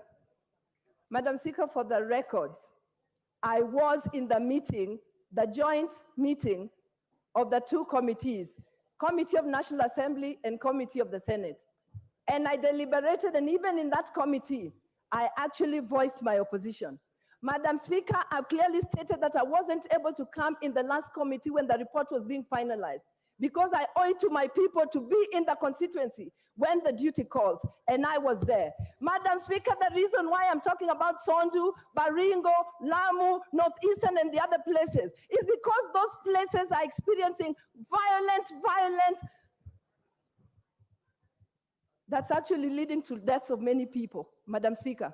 It is the police who are charged with responsibility to protect Kenyans. These are the police we want to take away from Kenyans to take to Haiti.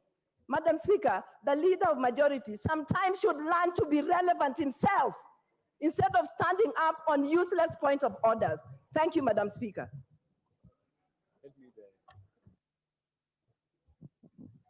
Honorable TJ, your point of order. Madam Speaker, I have been listening to the debate which is going in the House. Let us be sober. The onerous duty, Madam Speaker, that has been given to us as the National Assembly to approve forces deployment is a very important thing. And so let us take out emotions and let us look at facts, because this, in my recollection, is the very first time we are doing this. And at the end of the day, it will be our appendage to the force distribution or deployment as a mandate of the National Assembly. Madam Speaker, I'm just looking at the law so that we do not do something unconstitutional and so that we don't do something outside the law. Section 108 of the Police Service Act states that the president may, on the application of the government of a reciprocating country and so on. I have looked at the functions.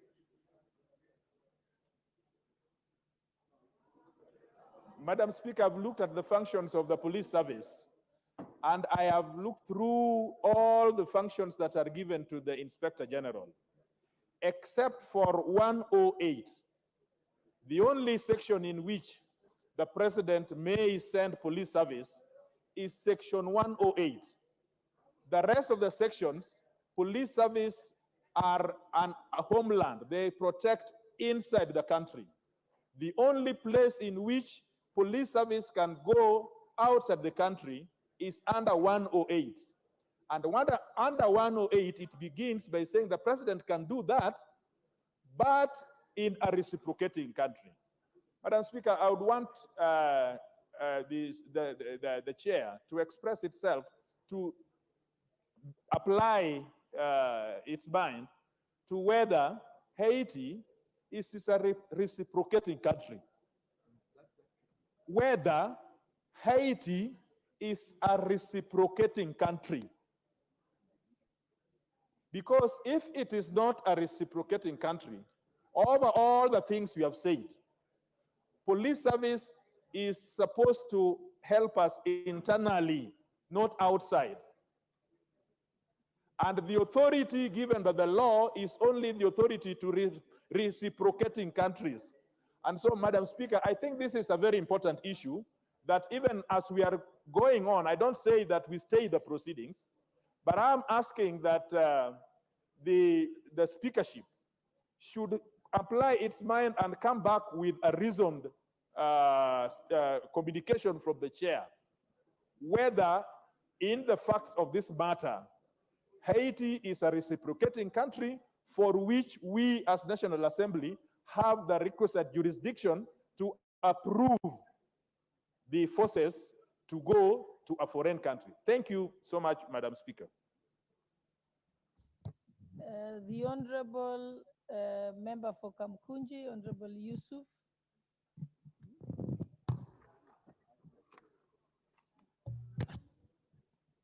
Thank you, Madam Speaker. I stand to support this resolution, and I do so as a former member of the United Nations and full respect for the UN Charter and our role as a member of the international community. In fact, Madam Speaker, the Haiti government had requested the United Nations Security Council to help the stabilization of that country, on whose security situation is in dire straits at the moment. The situation in Haiti is grim. Law and order has collapsed, and the people of Haiti and the government of Haiti need support. And as a result of that, the UN Security Council passed a resolution. This is a resolution which was passed on the 2nd of October 2023, which approved the deployment of UN troops and UN police to stabilize the situation in Haiti. And every UN resolution has, which deploys peacekeeping, has a police component. Under Chapter 6 or and Chapter 7 of the UN Charter, the UN has the powers to deploy peacekeeping forces, peace enforcement forces, and that includes a police component, which in this particular case, the Republic of Kenya has been asked, and at the request of the Haitian government, and at the request of the United Nations, we are now obliged to deploy a police force to Haiti. We are not an island, Madam Speaker.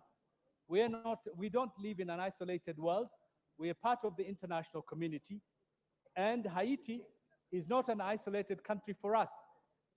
Haitians are of African descent, and Kenya, as a member of the African Union, fully supports not only the 55 African countries that are members of the African Union and also members of the United Nations, but all the countries with people of African descent, which includes the entire Caribbean nations, Brazil, and many other countries.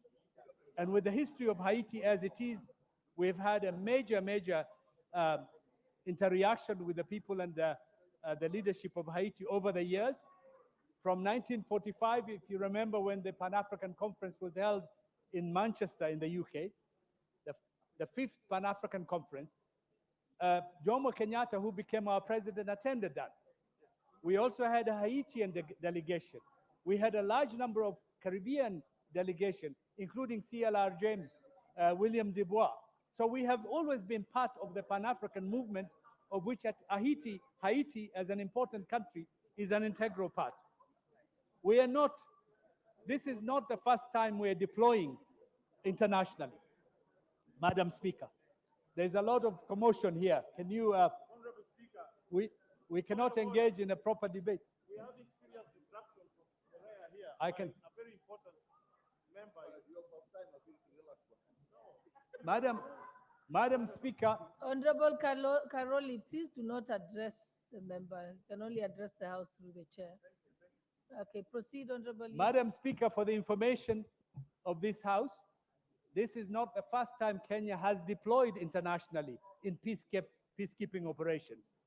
We have deployed more than 15 times. I personally remember serving in a number of peacekeeping missions. We deployed in East Timor. East Timor at that time did not have a government. The government had collapsed, and the United Nations deployed peacekeeping forces and ran that country until it became independent. And we had a police force. We have also deployed, Madam Speaker, in Namibia, in Cambodia, in Yugoslavia, in Bosnia-Herzegovina, in East Timor, as I have said, in Sierra Leone, in Kosovo, in Angola. And at the moment, we have police officers serving in conflict areas in South Sudan, in Somalia, the Democratic Republic of Congo, Sudan, and Western Sahara. So our forces have been in place, and therefore what we are doing now is just deploying in support of a UN resolution to keep peace in Haiti. And we need to support the people of Haiti. We need to be part of the solution to the problem of Haiti. And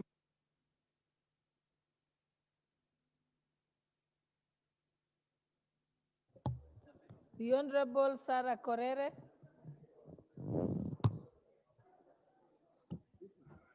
Thank you, Madam Speaker. Madam Speaker, I also rise to support the motion. And indeed, Madam Speaker, this motion is properly before this House. Madam Speaker, it is true that Kenya is a member of the United Nations, and we have the responsibility to be our brother's keeper. And for avoidance of doubt, Madam Speaker, I want to refer this House to the report of the Committee on Security. Madam Speaker, Kenya has posted its police officers to other missions in the other years as late as 1989. And Madam Speaker, in 1989 to 1990, Kenya deployed its officers to Namibia, and we sent 30 officers to Namibia.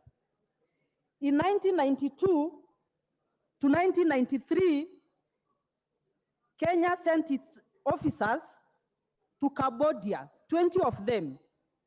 In 1992 to 1995, police officers were sent to the former Yugoslavia, 50 officers were sent there.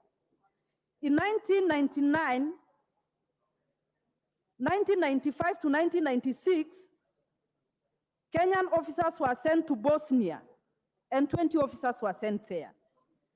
In 1999 to 2002, we sent 40 officers to East Timor. In 1998, we sent police and civilian support to Croatia, and 20 officers were sent. 1998 to 1999, officers were sent to Sierra Leone mission, and 5 officers were sent. Madam Speaker, in 1999 to 2005, officers again were sent to Sierra Leone, and 51 officers were sent. In 1999 to 2008, officers were sent to Kosovo, and 98 officers were sent to Kosovo. In the year 2005 and 2006, the African Union sent Kenyan officers, 50 of them to Darfur.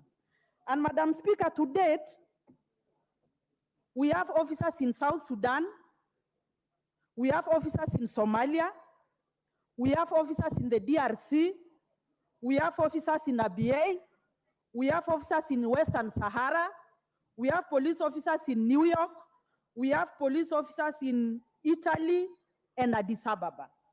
And Madam Speaker, when this thing came before our committee, we raised several questions. One among them was, Haiti is a French-speaking country. How are we going to send our officers there? And Madam Speaker, it came to my realization that security officers speak in silence. And that is why if you come to Laikipia today, Madam Speaker, where the British Army used to train since colonial times to date, you will get children of mixed races. And these officers don't speak in Maasai language, and the Maasais don't speak the British language. But how these things happen, it is because security officers speak in silence. And Madam Speaker, Burundi is sending its troops there. Burundi is a Swahili and French-speaking nation, and they're going to give support to our troops. Senegal is sending its troops there. Madam Speaker, we are a global nation. We are an international community. When the world is not safe, when Haiti is not safe, we are not safe. What is happening in Haiti, Madam Speaker, is some gangs terrorizing locals. Women are raped, children are kicked out of their houses, and what our police is going to do is to give support to the Haitian police, to train them, to secure a critical infrastructure. And Madam Speaker, if a woman in Haiti is not saved, I'm not saving Kenya. So Madam Speaker, I want to support, and again, I want to refer this House to the Constitution,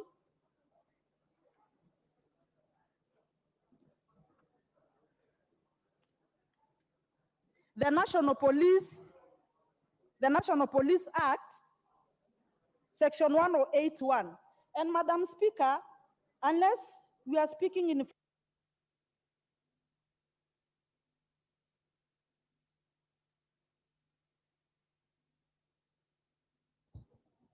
The Honorable Member for Nyaribari Chache, Zahi Janda.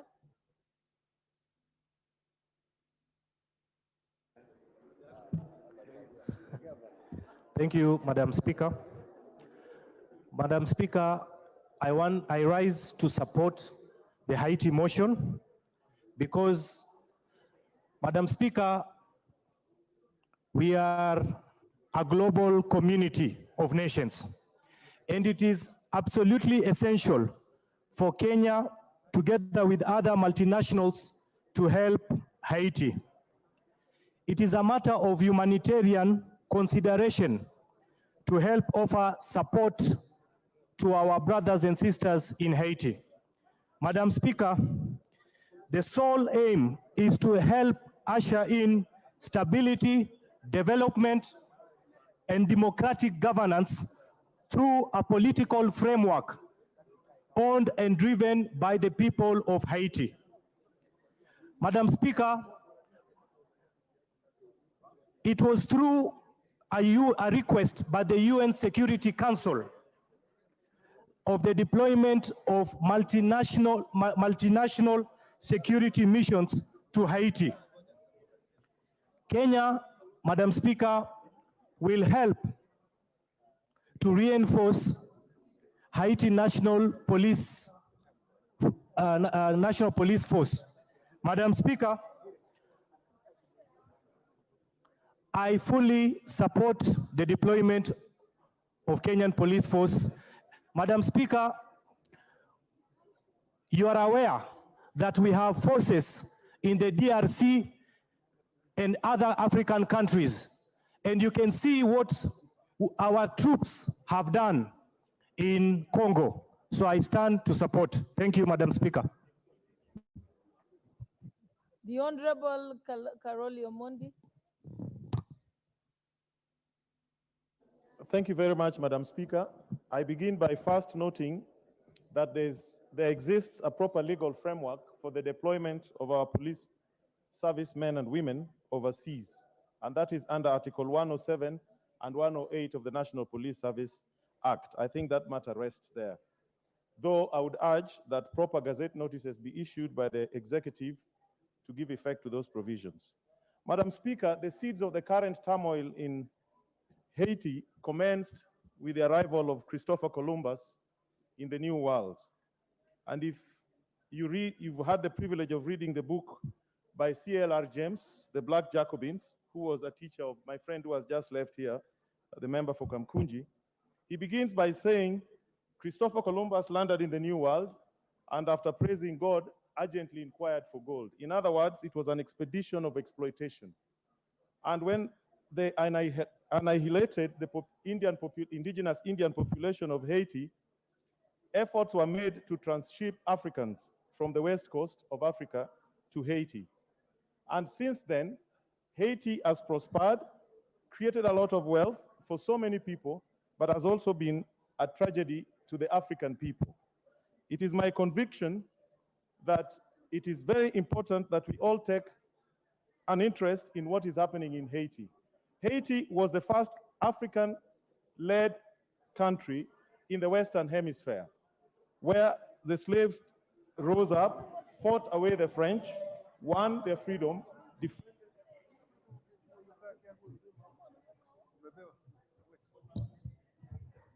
The Honorable Member for Belgut.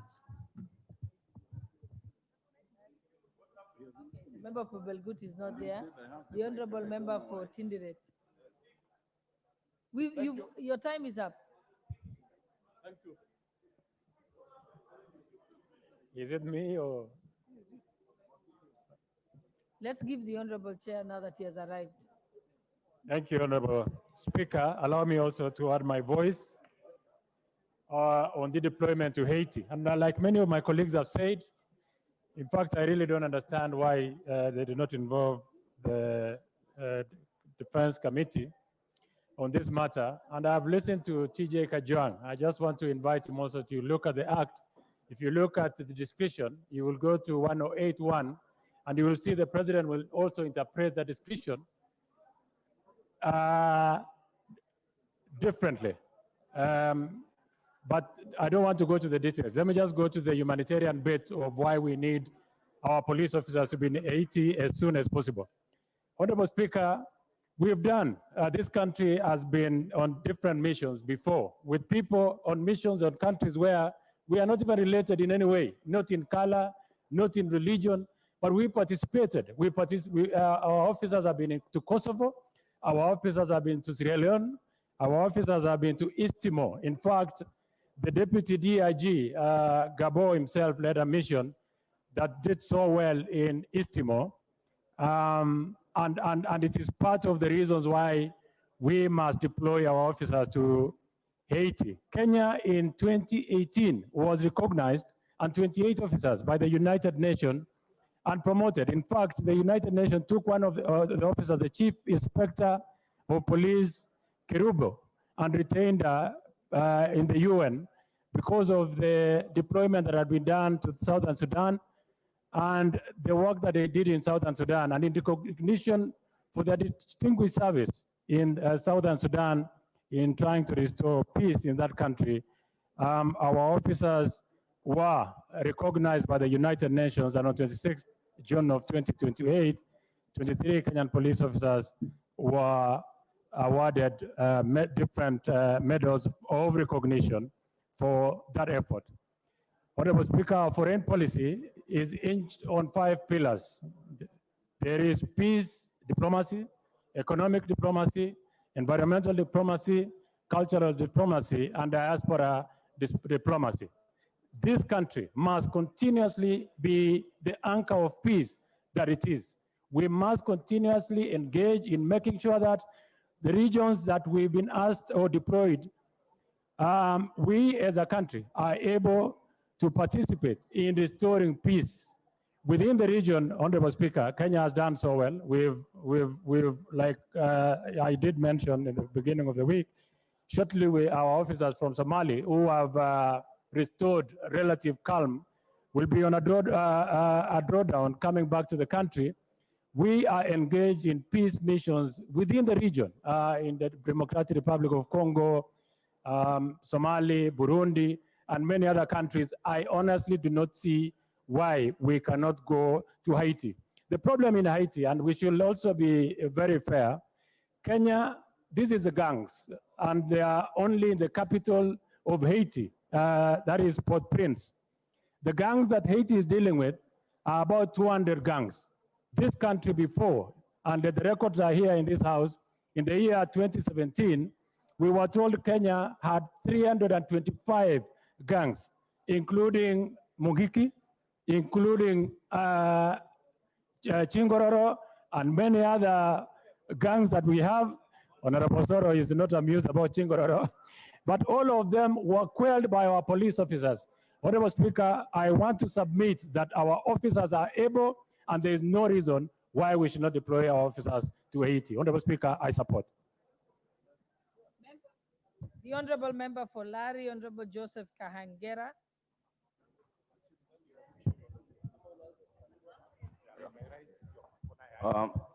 Thank you, Madam Speaker. I raise under Standing Order 95, considering that we have had many members who are supporting and those who are opposed, considering also that we have more important business before the House. Madam Speaker, I wish to ask that a mover be called to reply.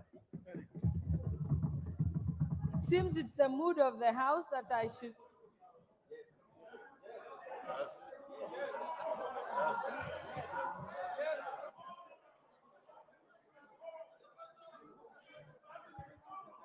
Mover will reply.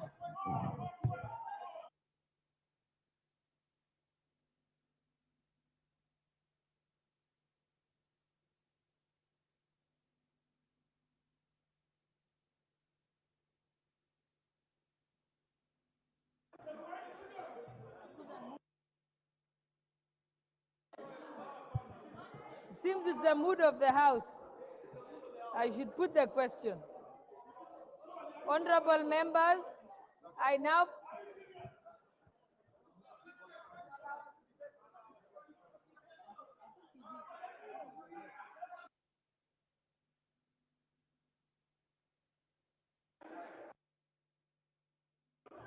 Honorable Rubatongoya.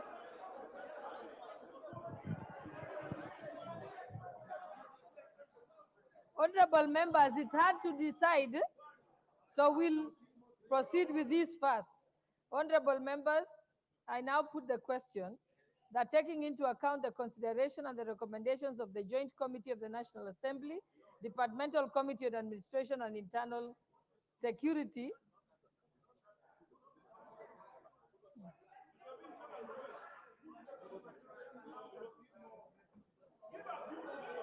that the Joint Committee of the National Assembly, led by the Honorable Member Tongoya as the chair, be called to reply.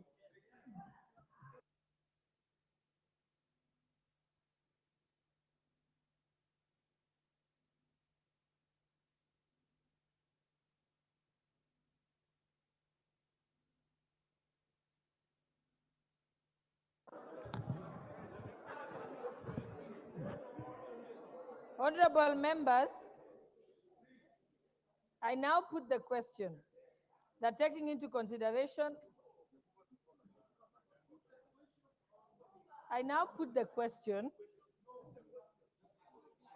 Honorable members, just allow me to proceed with this. We have to say it properly, which means I have to say the title of the Joint Committee, which is chaired by Honorable Tongoya, to be called to reply. I want to put that question. Yeah, so if you just let me do my job.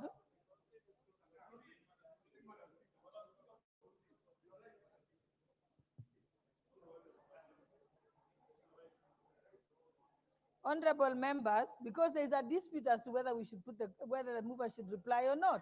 Isn't that the question before the House? So I want to ask,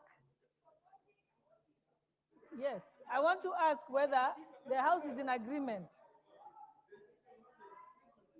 You will have an opportunity to decide as the House whether the mover should be called to reply or not. Okay, Honorable Member, when you finish making your altercation.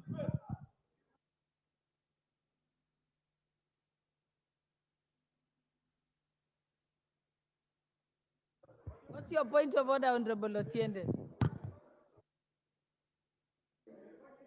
Madam Speaker, I want your guidance. I will wait until you're done consulting. Madam Speaker, I wish to get your guidance on a fundamental matter, and that is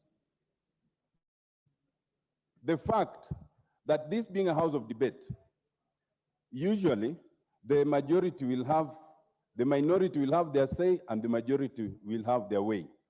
Madam Speaker, I want to bring to your attention that it may not be easy for you to determine who is the majority and who is the minority. But it is clear that in the course of this very short debate, it is the majority who have had the greatest contribution in the following manner. The Honorable Yusuf came to the minority side and is clearly of the majority side.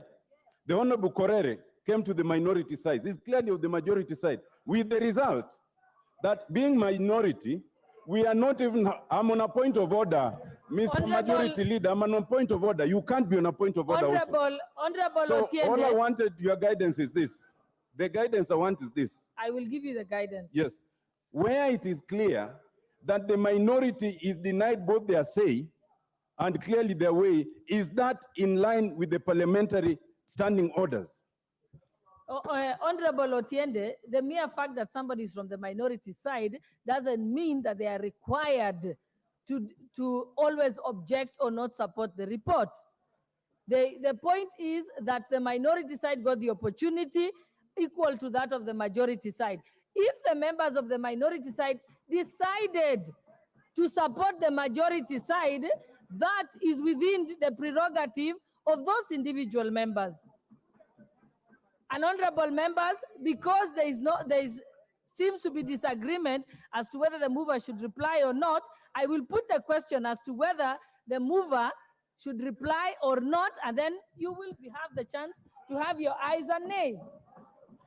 Honorable members, I now put the question that the mover be called to reply. Will as many as of that opinion say aye? Will as many as of the contrary opinion say nay? The ayes have it.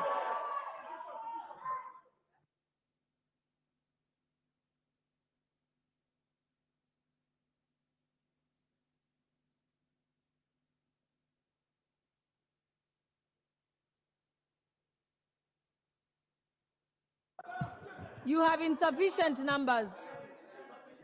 You don't have sufficient numbers.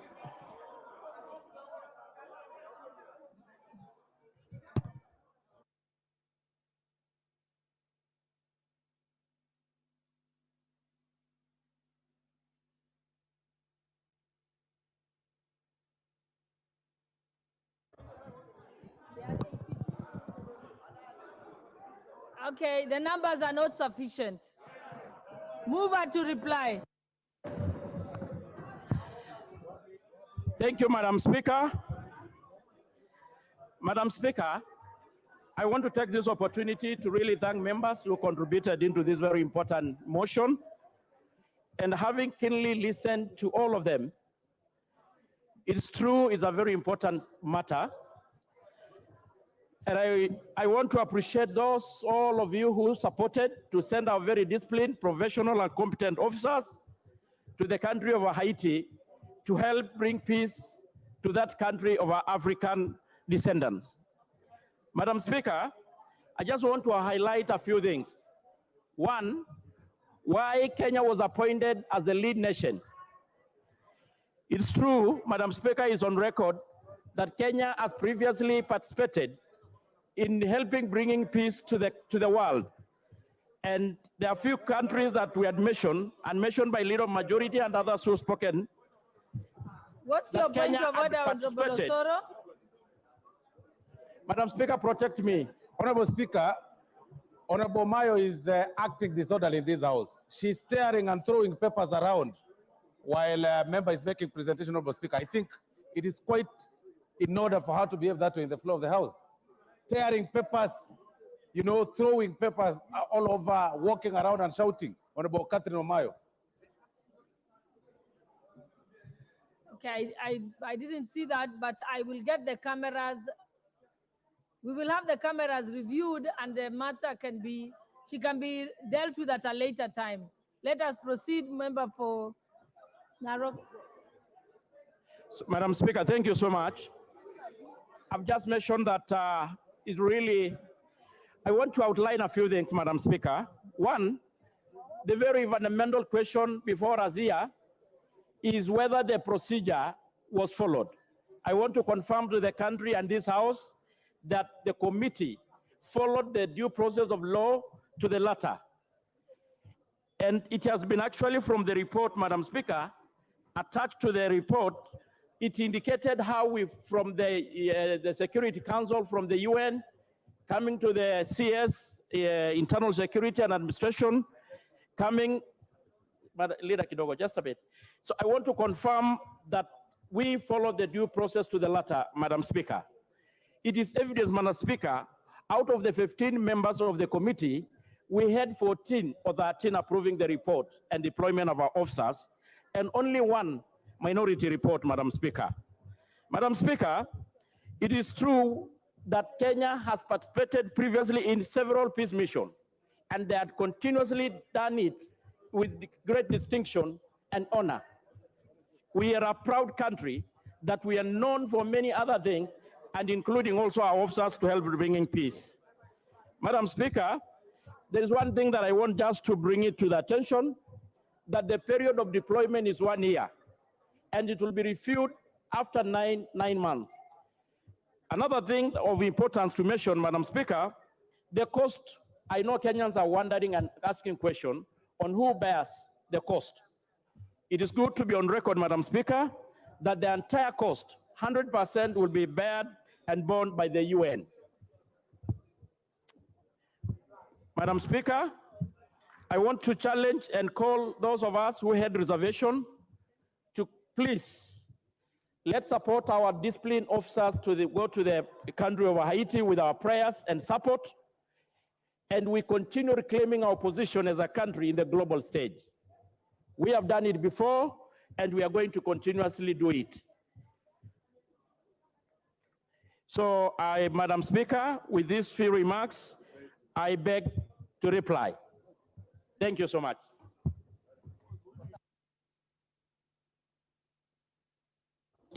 Honorable members, thank you. Honorable members, I now put the question that taking into consideration the recommendation of the Joint Committee of the National Assembly, Departmental Committee on Administration and Internal Security, and the Senate Standing Committee on the National Security, Defense, and Foreign Relations in its report on the request regarding the deployment of officers of the National Police Service to the Multinational Security Support Mission to Haiti, laid on the table of this House on Wednesday, 15th November 2023, and pursuant to the provisions of Article 248A, this House approves the deployment of the officers of the National Police Service to the Multinational Security Support Mission to Haiti. Will as many as of that opinion say aye? Aye. Will as many as of the contrary opinion say nay? The ayes have it. Next order. Order number 10, report on the first supplementary estimates for the financial year 2023-2024.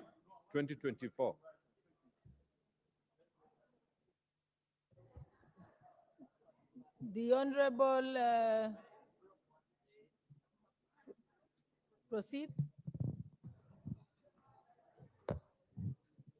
Chairperson Budget, proceed.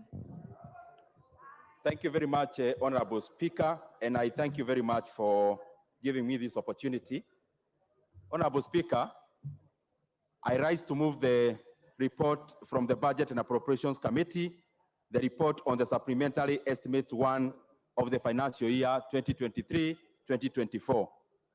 And Honorable Speaker, previously I've had many minutes to move this kind of bills and reports, and therefore, Honorable Speaker, today, I don't wish to take so much time because I can see we have a lot of business that is important, Honorable Speaker, today.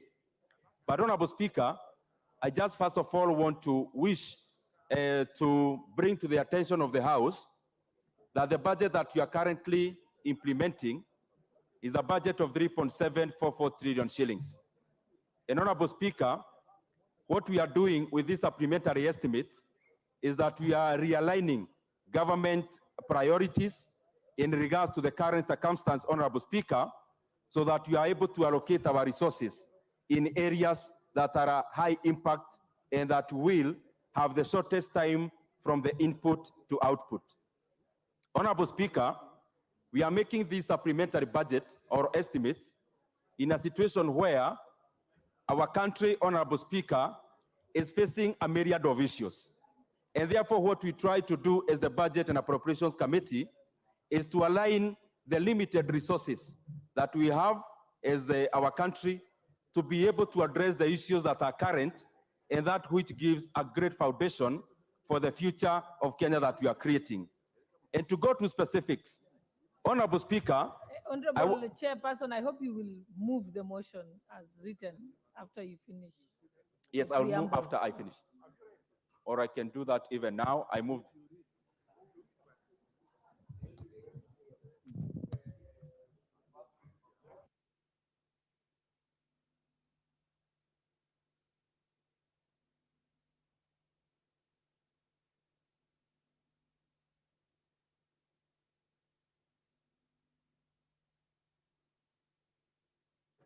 Honorable Speaker, I had wished to do this when I am concluding, but it's always better to do it earlier so that members can also get talking points from the essence of the order paper.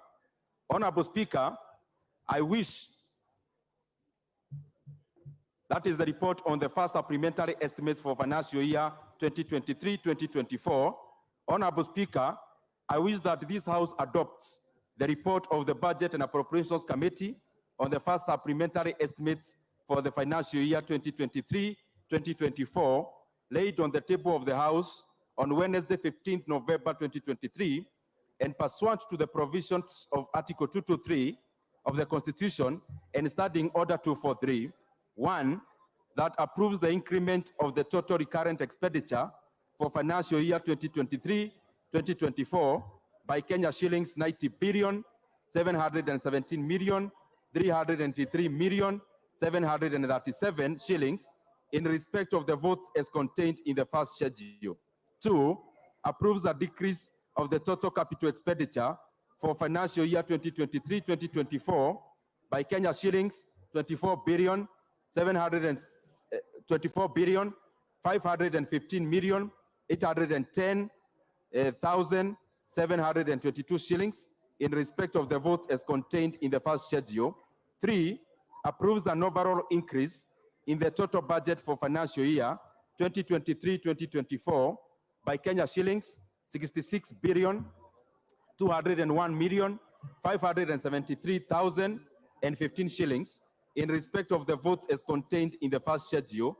And 4, approves Kenya shillings 1 billion, 736 million, 121,765 spent under Article 223 of the Constitution in respect of the votes outlined in the third schedule.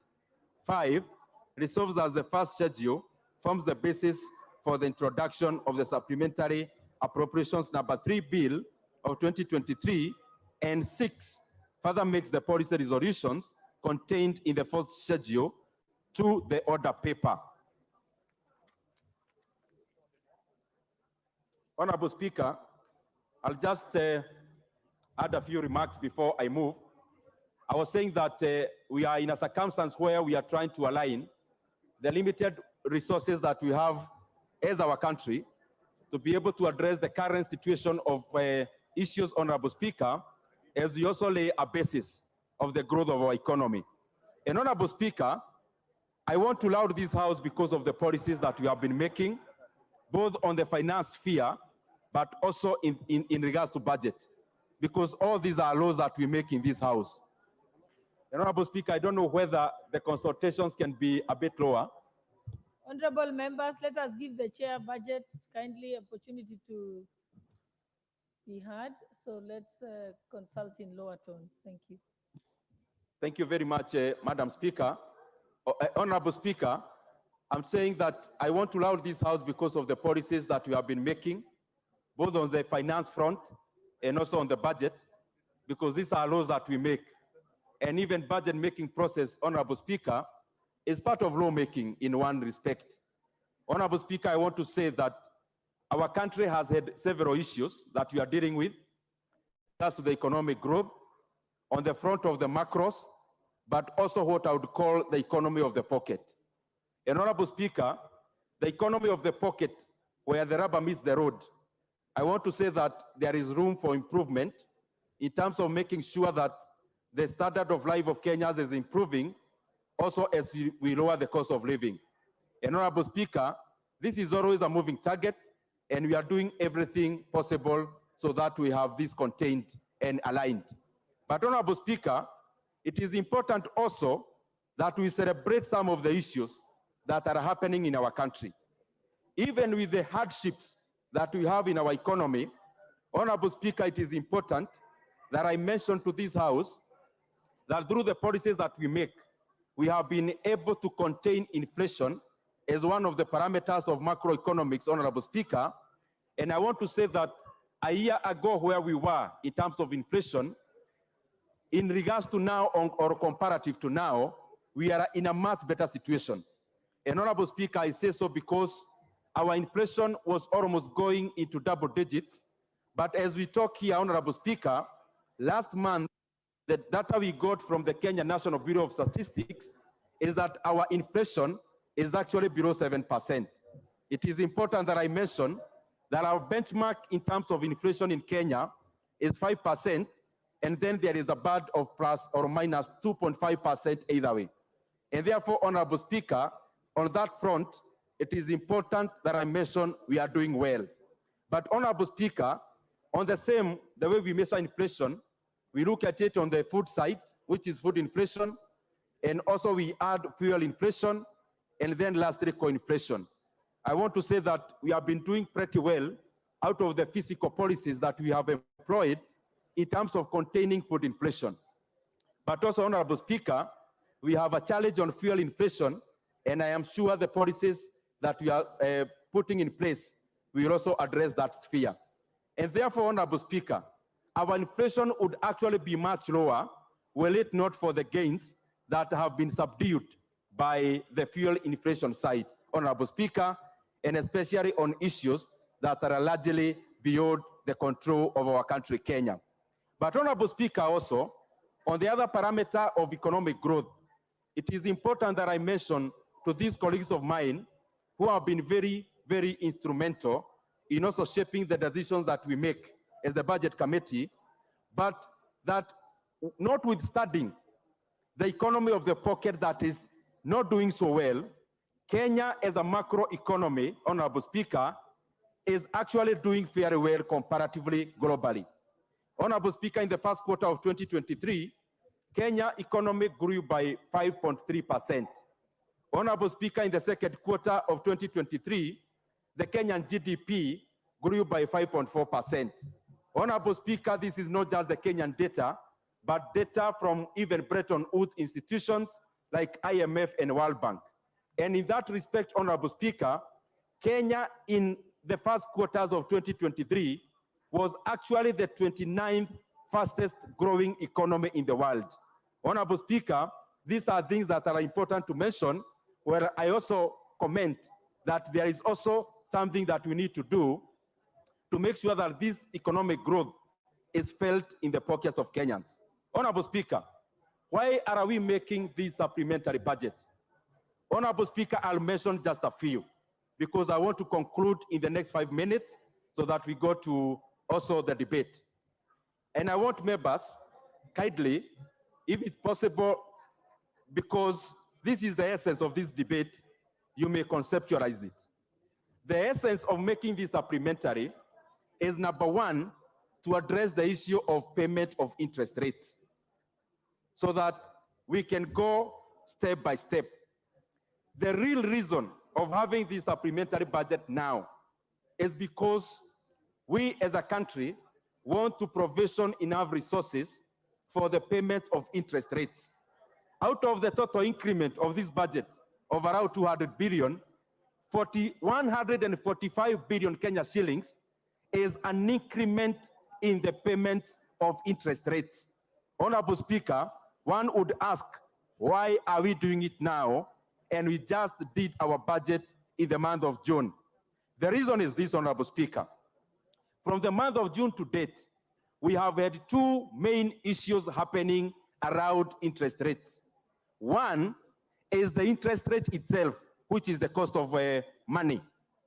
Honorable Speaker, we have had to raise our interest rates as home so that, Honorable Speaker, we can make Kenya attractive for capital inflows.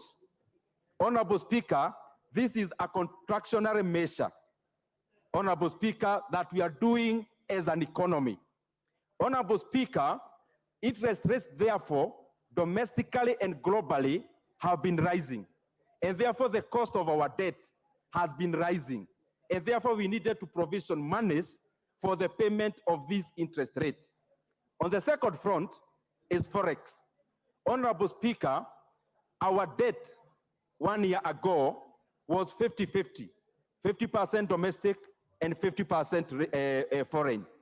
In a debt situation of 10 trillion, it therefore means our foreign debt was around 5 trillion Kenya shillings. And actually, to quote precisely, Honorable Speaker, it was actually 4.3 trillion Kenya shillings in terms of our domestic debt. Now, out of this foreign debt, majority of it, Honorable Speaker, is dollar denominated. But the Kenya shilling has lost around 20% from January to date. And actually also from June to now, we have been subdued. And therefore, Honorable Speaker, we are provisioning monies so that we are able to pay our obligations timely, Honorable Speaker. And the reason for this, Honorable Speaker, is that the government funds itself using cash, which is the Kenya shilling. But in terms of the payments of international or foreign obligations, we use domestic currencies. That is where there is a loss, Honorable Speaker, and therefore our country will be spending an extra 145 billion Kenya shillings as an increase in cost of our debts when it comes to repayment of our interest rates alone. Secondly, Honorable Speaker, some of the increments that you have made in this budget, number one is education. We have put in 20 billion Kenya shillings into TSC. Honorable Speaker, out of the policies we have passed in this House, policies around NITA, policies around the new NSHF, Honorable Speaker, the previous NHIF, the issues around NSSF, we needed to provision TSC with money, being the largest employer in Kenya, for the portion as the employer to be able to cater for those statutories. Honorable Speaker, secondly, and I want members to also be keen on this, we have also provisioned around 5.4 billion Kenya shillings that is going into bridging the gap of the deficit of the JSS funding in terms of capitation. Honorable Speaker, in this budget, we have provisioned that money. Honorable Speaker, in this supplementary also, we have provisioned monies for the new funding model of the tertiary education. We have put in over 4 billion Kenya shillings into giving scholarships and loans to TVET students. And on the other side of the universities, Honorable Speaker, we have provisioned enough resources for the intake that is currently in course and the next intake. Honorable Speaker, we have also provisioned 3.4 billion Kenya shillings, monies for the infrastructure of JSS institutions. And Honorable Speaker, we have also recalibrated that. That money will no longer be going to the Ministry of Education. All that monies will be going to NGCDF because the patrons, the members of this House, have shown that they are the best managers when it comes to execution of public facilities. Honorable Speaker, also, we have provisioned 8.25 billion Kenya shillings that will go into post-harvest management and also the purchase of fertilizer for the next season. And therefore, Honorable Speaker, when it comes to inputs of our agriculture sector, we have taken care of that. Honorable Speaker, we have provisioned monies for sugar reforms. And some of these monies, Honorable Speaker, will be going into payment of arrears owed to Kenya's sugar farmers, Honorable Speaker, so that we can continue releasing more resources to our economy. Honorable Speaker, there is a lot more that we have done in the supplementary estimates, and I will call upon members to also go through the report so that we can also participate. We have given monies to NCPB for the purchase of maize so that the sweat of our farmers will not go down to drains, Honorable Speaker, and we have also provisioned money for coffee cherry fund, Honorable Speaker, so that our coffee farmers can have, Honorable Speaker, a facility to take forward the agriculture sector, and especially when it comes to cash crops. Honorable Speaker, on the policy front, we have seen a lot of improvement by the National Treasury insofar as invoking Article 223 is concerned. This time we are only approving less than 2 billion Kenya shillings, monies spent at Article 223. And the bulk of this money, Honorable Speaker, is going into post-harvest management. Honorable Speaker, also lastly, is that out of the reports that we usually make in this House, Honorable Speaker, the National Treasury or the Executive has now come up with a pending bills commission, Honorable Speaker, which will go a long way into addressing those pending bills that have really hampered the growth of our SMEs, Honorable Speaker, majority of whom are owed these monies. Honorable Speaker, with those many remarks, I want to really thank all the members of this House. You have always been a source of knowledge to us as the Budget Committee. I also want to thank all the departmental chairs who have appeared before us for the last few days. And something we also do as the Budget and Appropriations Committee, Honorable Speaker, is that we also ride on the knowledge and the wisdom of the departmental chairs. Honorable Speaker, if you check our reports, you'll clearly see that the Budget and Appropriations Committee respect all the decisions by the departmental chairs. There is usually hardly variations. We rarely never do any variations from the departmental chairs' reports because we believe we should also be capitalizing on the wisdom and the knowledge of the members of the departmental committees in this House. With those many remarks, Honorable Speaker, I beg to move and request the very able Vice Chair of the Budget and Appropriations Committee, the Honorable Mary Emase, to second.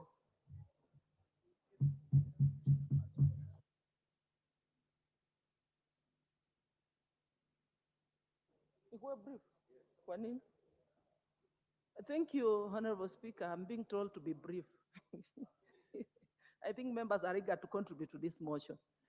Madam Speaker, as I second, I just want to join my chair from the onset to just appreciate the contribution of the members, all departmental committees, to the budget process. The report you have before you is a combination of a lot of work, effort, commitment, time that members have put through, without forgetting our parliamentary budget office that have had to assist us, direct advice in unpacking the supplementary budget and the whole process up to report preparation and recommendations. Having said that, Madam Speaker, I just want to emphasize on one aspect. You know, for us to appreciate the budget, we must understand the macroeconomic fundamentals underpinning it. The chair has articulated in details, being an economist and a very able chair, but I just want to emphasize, because it's important, we must understand why we have done what we have done in the manner in which we have done it. Madam Speaker, we are preparing supplementary one at a time when Kenya is experiencing a very difficult economic time, and not only Kenya, many countries across the world. On this front, therefore, Madam Chair, I must say our economy has been very resilient to the shocks, the economic shocks. I remember during our discussions, one of the members was telling us, you are blaming everything to the war in Russia, to now the war in Israel. But these are facts we must confront. Even we are still recovering even from the impacts of the COVID-19. Then came the wars, and now we have the vulnerability to debt, and because of the economic tightening of many advanced economies, we are seeing increase in interest rates, we are seeing fluctuations in the exchange rates. So all these things have affected us.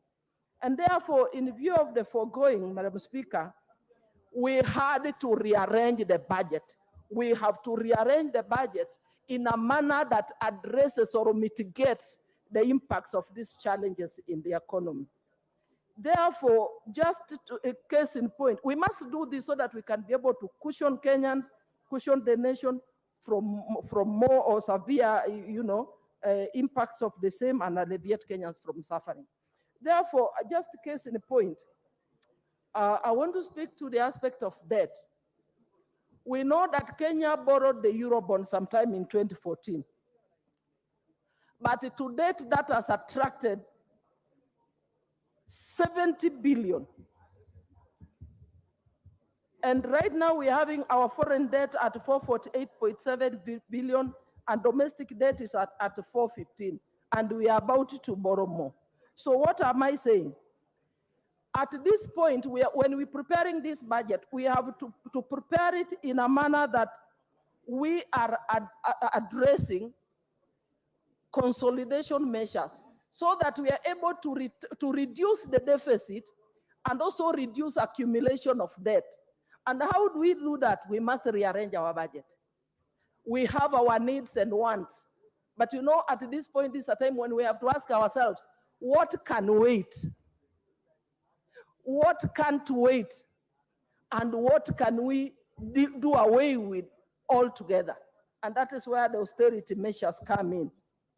So I know even when we're looking at the budget, most of the departmental committees had wish lists, endless wish lists. But then we had to make a decision to make rearrangements, so that we can create what we call physical space, more leg room for us to be able to rearrange the money, take some of that money to help us pay our debt, and also allocate to other priority areas, emergent areas, like address issues to mitigate El Nino, the issue of climate change, and many others. So even if we have to borrow by rearranging, then we will end up borrowing less as opposed to borrowing more. So this rearrangement was necessary in the budget. Having said that, allow me to touch on a few areas. The sectors that are benefiting more from this rearrangement, one of them is agriculture. We know that agriculture sector has employed a number of reforms towards improving competitiveness of our exports, towards securing food security, so that in the long run we are able to bring down the cost of food and therefore the cost of living. And at the same time, we know that agricultural sector is the one that creates a lot of employment for this particular sector. So I just want to say that this sector has benefited more. We have 516 million going towards paying arrears to farmers. We have 550 million for food security diversification, among others. And also, as I approach conclusion, education sector is also one of the biggest beneficiaries. There is 1 billion to Nairobi schools. We know that Nairobi has the largest population, and some of the constituencies you will find they have 2 schools or 5 schools. So there's more money going towards supporting Nairobi schools to create more schools. We also have new funding going to the new model university funding to support education in our universities. And also there is allocations going to social protection. We will remember we registered our elderly persons, and now we have allocated 2.8 billion towards that end. And also there is more allocations, including to the Hustler Fund and many other. Thank you, Madam Speaker. I want to stop there. Thank you for the opportunity. Point of order on the secondly. Let me propose the question first, surely. Because what exactly are you? I think members are anxious about this. And I must say my claim to fame is that Honorable Emase was my very able senior accountant when I was at the judiciary. And I can see she hasn't lost her touch. Honorable members, I now propose the question that this House adopts the report of the Budget and Appropriations Committee on the first supplementary estimates for the financial year 2023 and 2024, laid on the table of this House on Wednesday, 15th November 2023, and pursuant to the provisions of Article 223 of the Constitution and Standing Order number 243. 1. Approves an increment of the total recurrent expenditure of the financial year 2023-2024 by 90,717,383,717 in respect of the votes as contained in the first schedule. Obviously, my math is not that good. 2. Approves a decrease of the total capital expenditure of the financial year 2023-2024 by Kenya shillings 24,515,810,722 in respect of the votes as contained in the first schedule. 3. Approves an overall increase in the total budget of the financial year 2023-2024 by Kenya shillings 66,201,571,015 in respect of the votes contained in the first schedule. And 4. Approves Kenya shillings 1,736,121,765 spent under Article 223 of the Constitution in respect of the votes outlined in the third schedule. And 5. Resolves that the first schedule forms the basis for the introduction of the supplementary appropriation Bill number 3 of 2023, and 6. Further makes the policy resolutions contained in the fourth schedule to the order paper.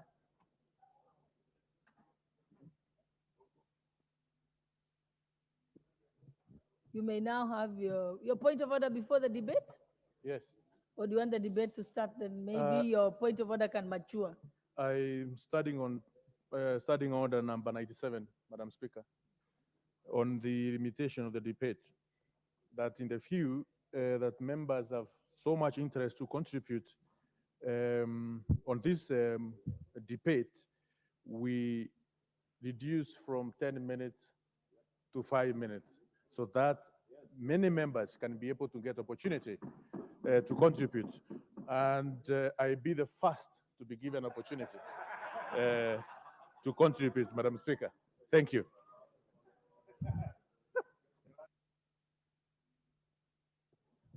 Honorable members, is the House in agreement that we limit debate? Will as many as of that opinion say aye? Will as many as of the contrary opinion say nay?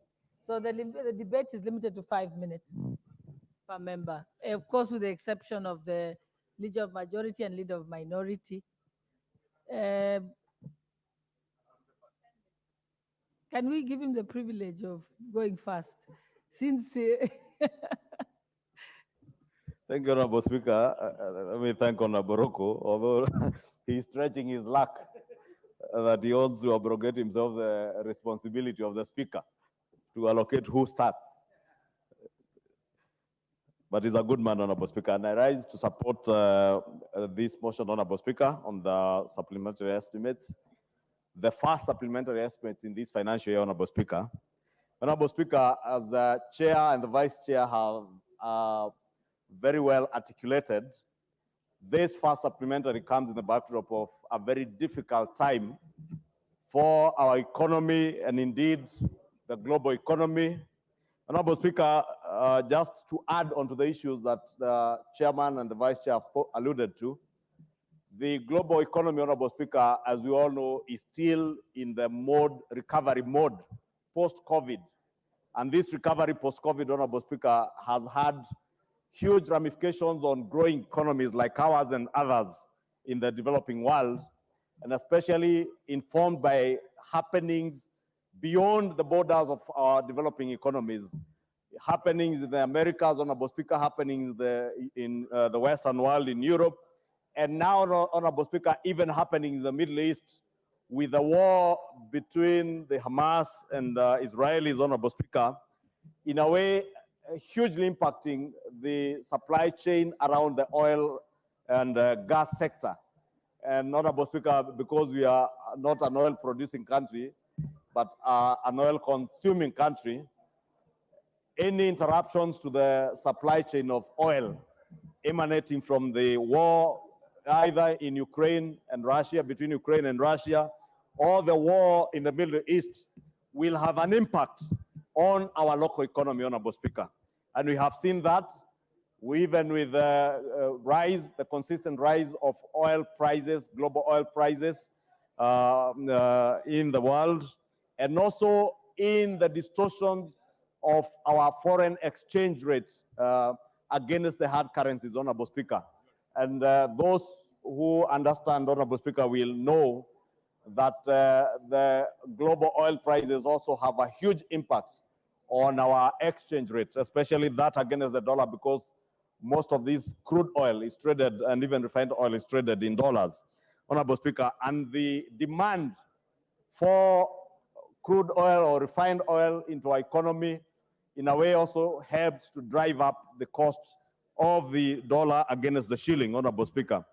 And why not, Honorable Speaker, as I've been said, why not for the government-to-government contractual arrangements that guarantees, one, that we have adequate oil supplies in our country, Honorable Speaker, and with prices that are hedged, and therefore we are not subject to very frequent fluctuations of the oil prices in the world, Honorable Speaker.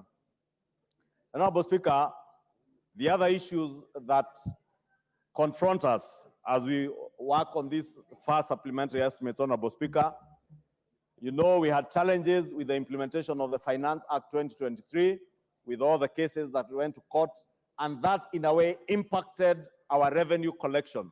Honorable Speaker, you remember the Kenya Revenue Authority have already reported that within the first quarter, they had a shortfall of about 79.3 billion on revenue turnovers from July, August, and September.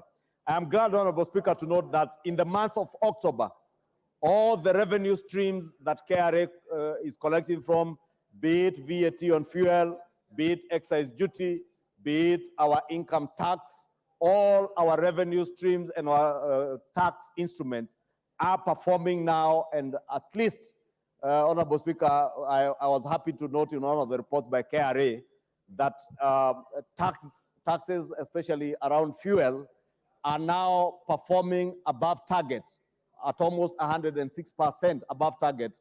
And there is hope that if that progresses, Honorable Speaker, then we shall be able to catch up with the revenue estimates. It's surprising, Honorable Speaker, because there are those who have argued that our taxation on fuel has discouraged Kenyans from consuming fuel. And they will be shocked from estimates and data coming from IPRA and KRA. The consumption of fuel in this country has indeed done the opposite, surprisingly. The consumption of fuel has gone up, and that is why even revenues from the consumption of fuel, Honorable Speaker, are performing. I hear somebody behind me speaking about consumption of alcohol. I'm speaking about consumption of fuel, not alcohol. I don't care, Honorable Speaker, whether the consumption of alcohol goes up or goes down, so long as they can pay taxes.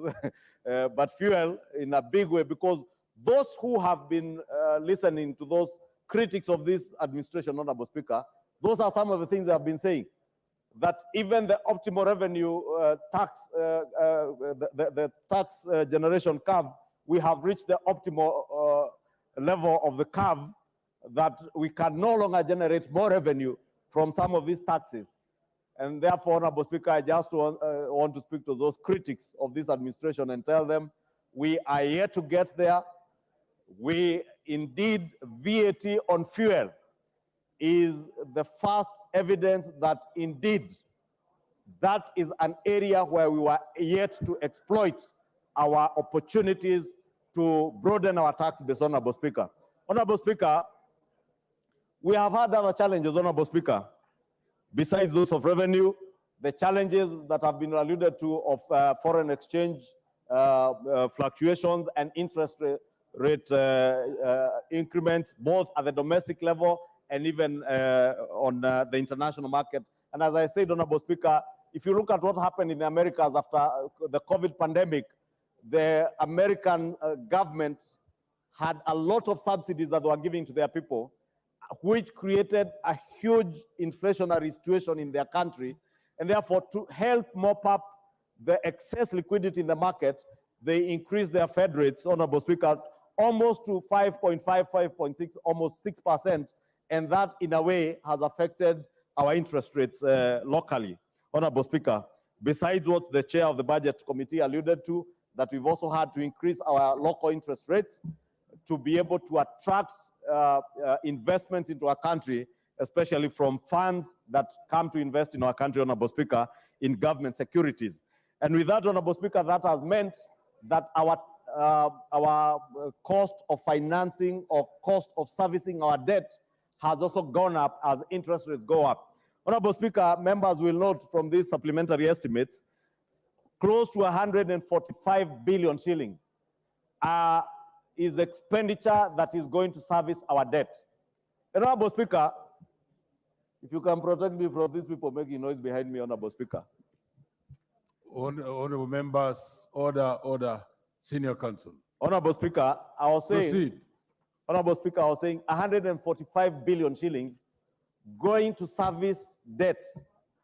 And again, Honorable Speaker, those who are pontificating about how good they are in fighting for Kenyans on the cost of living are never honest enough to tell Kenyans that the huge burden of public debt that we are now having to pay an extra 145 billion shillings for was occasioned by bad macroeconomic policies under a regime that they served in and that they supported, Honorable Speaker. And we must be honest, Honorable Speaker. And I say this with all due respect to my colleagues, even those that I am engaging with in the National Dialogue Committee. Because, Honorable Speaker, I have seen them pontificate on the cost of living, demand that we must now implement policies that we as a Kenya Kwanza administration never went out to Kenyans to campaign on. Because we campaigned on the backdrop, Honorable Speaker, of workable macroeconomic policies that will ensure that this country is on a trajectory of economic recovery, anchored on sustainable macroeconomic policies, not short-term, populist, politically expedient policies of subsidizing consumption, Honorable Speaker. In these supplementary estimates, Honorable Speaker, the chair of the Energy Committee and the chair of Budget will tell you we are having now to pay 4 billion shillings for subsidizing fuel, not bills incurred by this administration, but fuel subsidy bills incurred by the previous administration, Honorable Speaker. And when we told them that the policies of subsidizing consumption that they were pursuing were not helping this country, Honorable Speaker, they would not listen to us. I say this, Honorable Speaker, because I sit at a place where I have seen people now begin to use the question of the cost of living to play populist politics. I must thank the Budget and Appropriations Committee and members of this House who have stood to do what is right for the country and for posterity, rather than doing what is populist, because it's very easy, Honorable Speaker, as I said during the State of the Nation address debate, for His Excellency the President to wake up today and announce very populist policies, subsidize unga. Well, as unga now, Honorable Speaker, I was in from a friend of mine called Ouma in Umoja, sending me screenshots of a supermarket in Umoja, where they are now buying Pembe at 157, some of the most expensive brands of unga. Therefore, if those who purport to have gone to the streets on account of the cost of living, and they use the sufuria and unga as the excuse, Honorable Speaker, Today, when unga was at 210, they were in the streets. Today, you want to threaten us that you can go back to the streets on account of unga at 157 for the most expensive brands. There are brands that are going for even 140 shillings. We must drop this pretense, Honorable Speaker. We must speak to the issues. I have seen others attempt to excite and incite university students on account of funding, the new funding model, Honorable Speaker. And it's unfortunate, Honorable Speaker, that even very senior leaders in this country, Honorable Speaker, speak to issues that they have absolutely no information on. They have not sought to understand what is this housing agenda, Honorable Speaker. They have not sought to understand what is this new funding model of our universities, Honorable Speaker. Today, we have 15 billion shillings here, 14 actually, Honorable Speaker, 10.3 million shillings going to the university's funding model to help to the Higher Education Loans Board. Yet you see political leaders attempting to incite our university students over help. Shame on them, Honorable Speaker. The Budget and Appropriations Committee and the National Treasury have 10.3 billion shillings to go to the Higher Education Loans Board. Shame on to them, Honorable Speaker. 3.6 billion is going to university scholarships under the new funding model. Our school capitation, Honorable Speaker, the junior secondary school, another 6.5 billion. The Kenya National Examinations Council, to ensure that our children who have sat for their exams are marked and results delivered in time, another 2.8 billion. Our TVET institutions for funding, for the new funding model, 4.6. Honorable Speaker, on account of the Kenya University and Colleges Placement Services and the funding of the new universities and colleges funding model, Honorable Speaker, you can see 14 plus 4.6 billion is close to 20 billion shillings going to fund our university and college students. That is what a responsible and responsive government does to its people, to ensure that our parents who have students in TVET, parents who have students in junior secondary, parents who have children in our universities do not have to incur the burden of having to pay very high fees, Honorable Speaker, for their children in universities by us appropriating adequate resources to the Higher Education Loans Board to ensure that they fund and give scholarships to children from the most vulnerable of our backgrounds, Honorable Speaker. I know many of these leaders, Honorable Speaker, even very senior leaders, have had their own children attend public universities and benefit from the old funding model that never cared to know whether you are a son of a member of parliament, whether you are a son of a governor, whether you are a son of a president, whether you are a son of a former prime minister, or a son of a former vice president, or a son of a sitting deputy president, and they would fund you at the same level as a son of a hustler. The new funding model, Honorable Speaker, is paying focus to the downtrodden, the most vulnerable of our children, so that members of parliament, sons and daughters of former prime ministers and former vice presidents, those are people who can afford to pay for university fees for their children.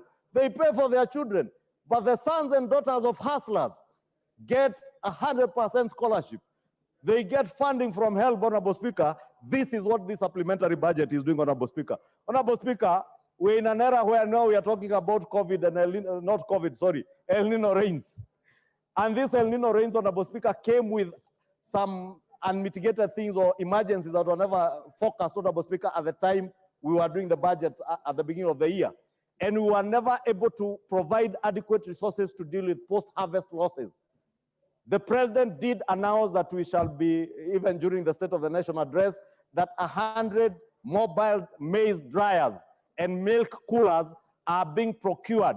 These resources, Honorable Speaker, you will see 2.4 billion shillings going towards the crop post-harvest to deal with the issue of maize dryers, to ensure that the harvest, the extra 18 million bags harvested by patriotic farmers across the country will not go to waste on account of the heavy rains, that will have mobile dryers.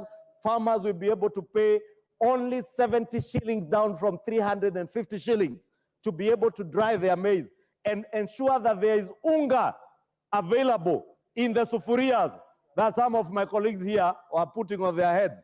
and pretending that they are leading what they call a Sufuria revolution. There is no Sufuria revolution. There is now a revolution to ensure that we are able to subsidize production and give Kenyans affordable food. Honorable Speaker, not just maize, even milk. There is likely to be a milk glut with the heavy rains, Honorable Speaker. Our maize farmer, our milk farmers and dairy producers are likely to produce milk.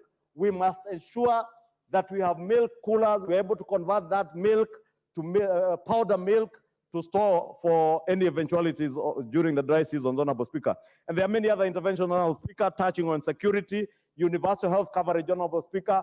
Although I have reservation, Honorable Speaker, I have seen reallocations where we are reallocating 200 million shillings, Honorable Speaker, to go to some private research institute.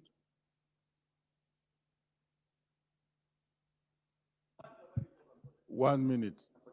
Honorable Speaker, I was saying, how do we allocate 200 million shillings to research about monkeys?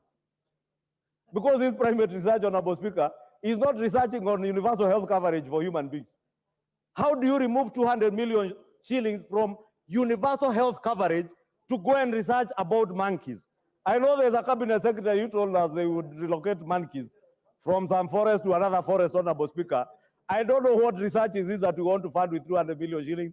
I want to propose that the committees in charge should be proposing amendments this afternoon to remove that money and take it back to more sustainable programs, Honorable Speaker. Worst case scenario, take it back to universal health coverage. How do we start taking care of monkeys at the expense of human beings, Honorable Speaker? Surely.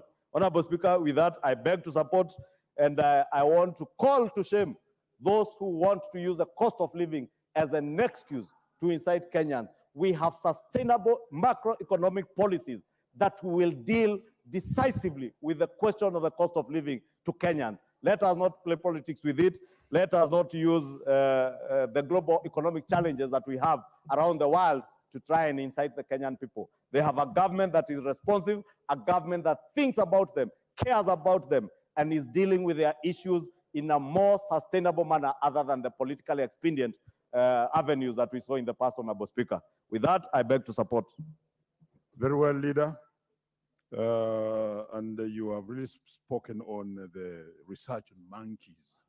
And I know very well that even teachers outside there just says who needs to be absorbed. Maybe that's where we should take it.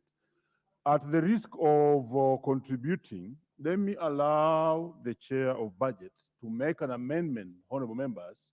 This will actually assist us and you to discuss the entire report as one piece.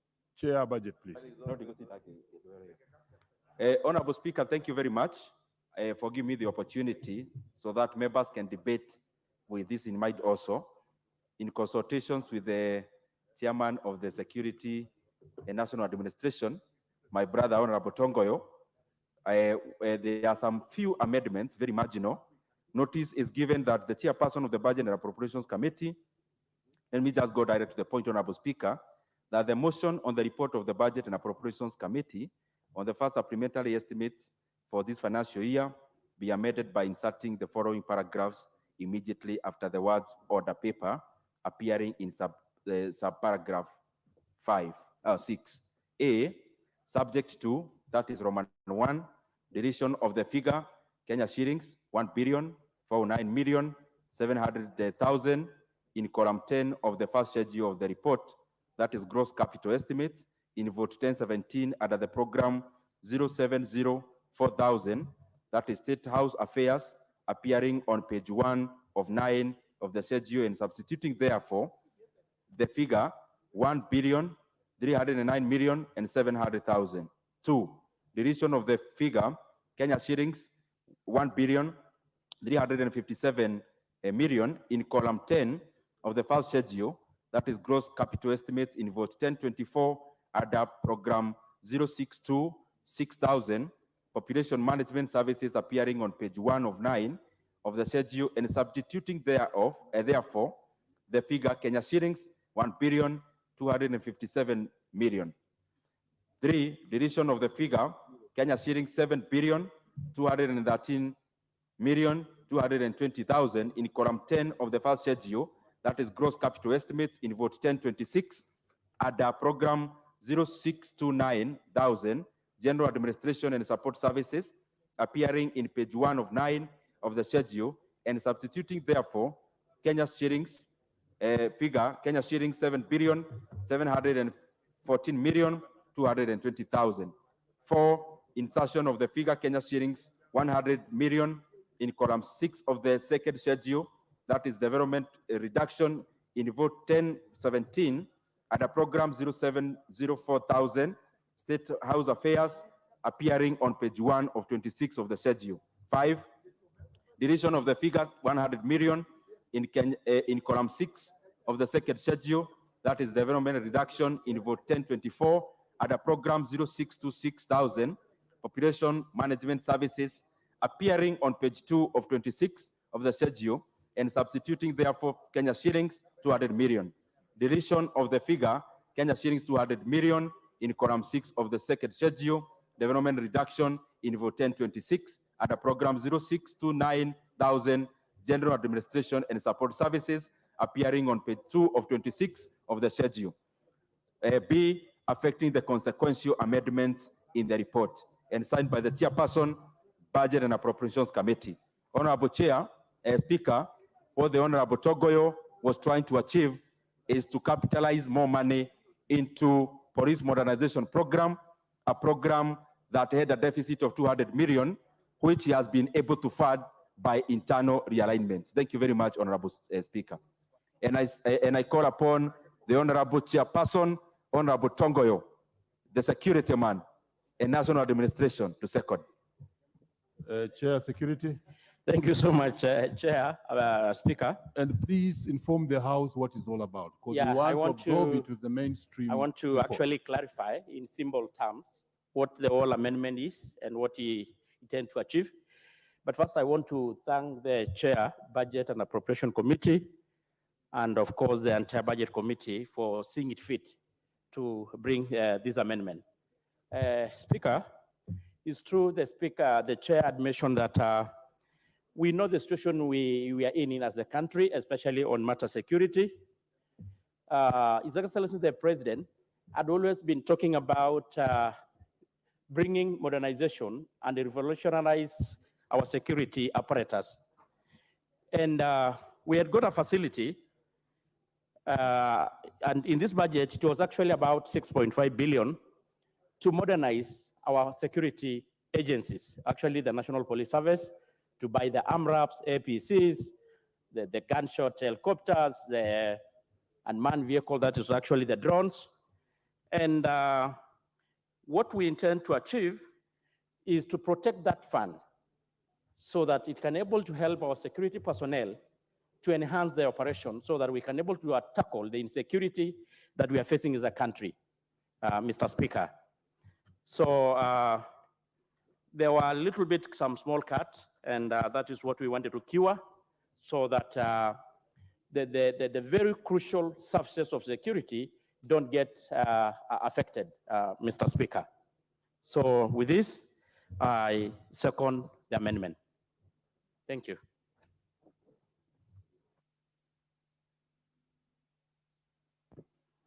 Honorable members,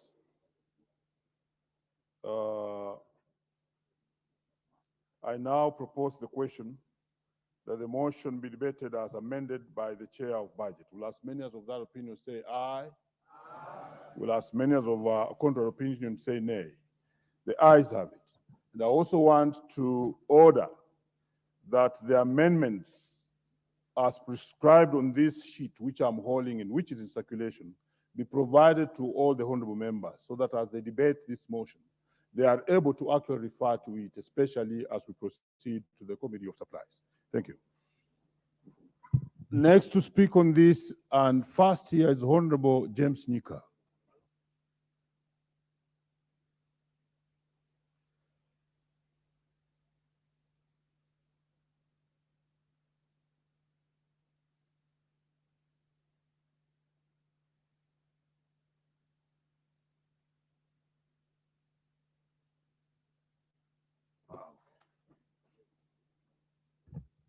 Order. Honorable members, further guidance that we deal with the amendment first before we proceed to the entire report. If it's the mood in the House that I put the question, I therefore put the question that the amendment thereof proposed by the chair of the Budget Committee be part of the report. Will as many as of that opinion say aye? Will as many as of contrary opinion say nay? The ayes have it.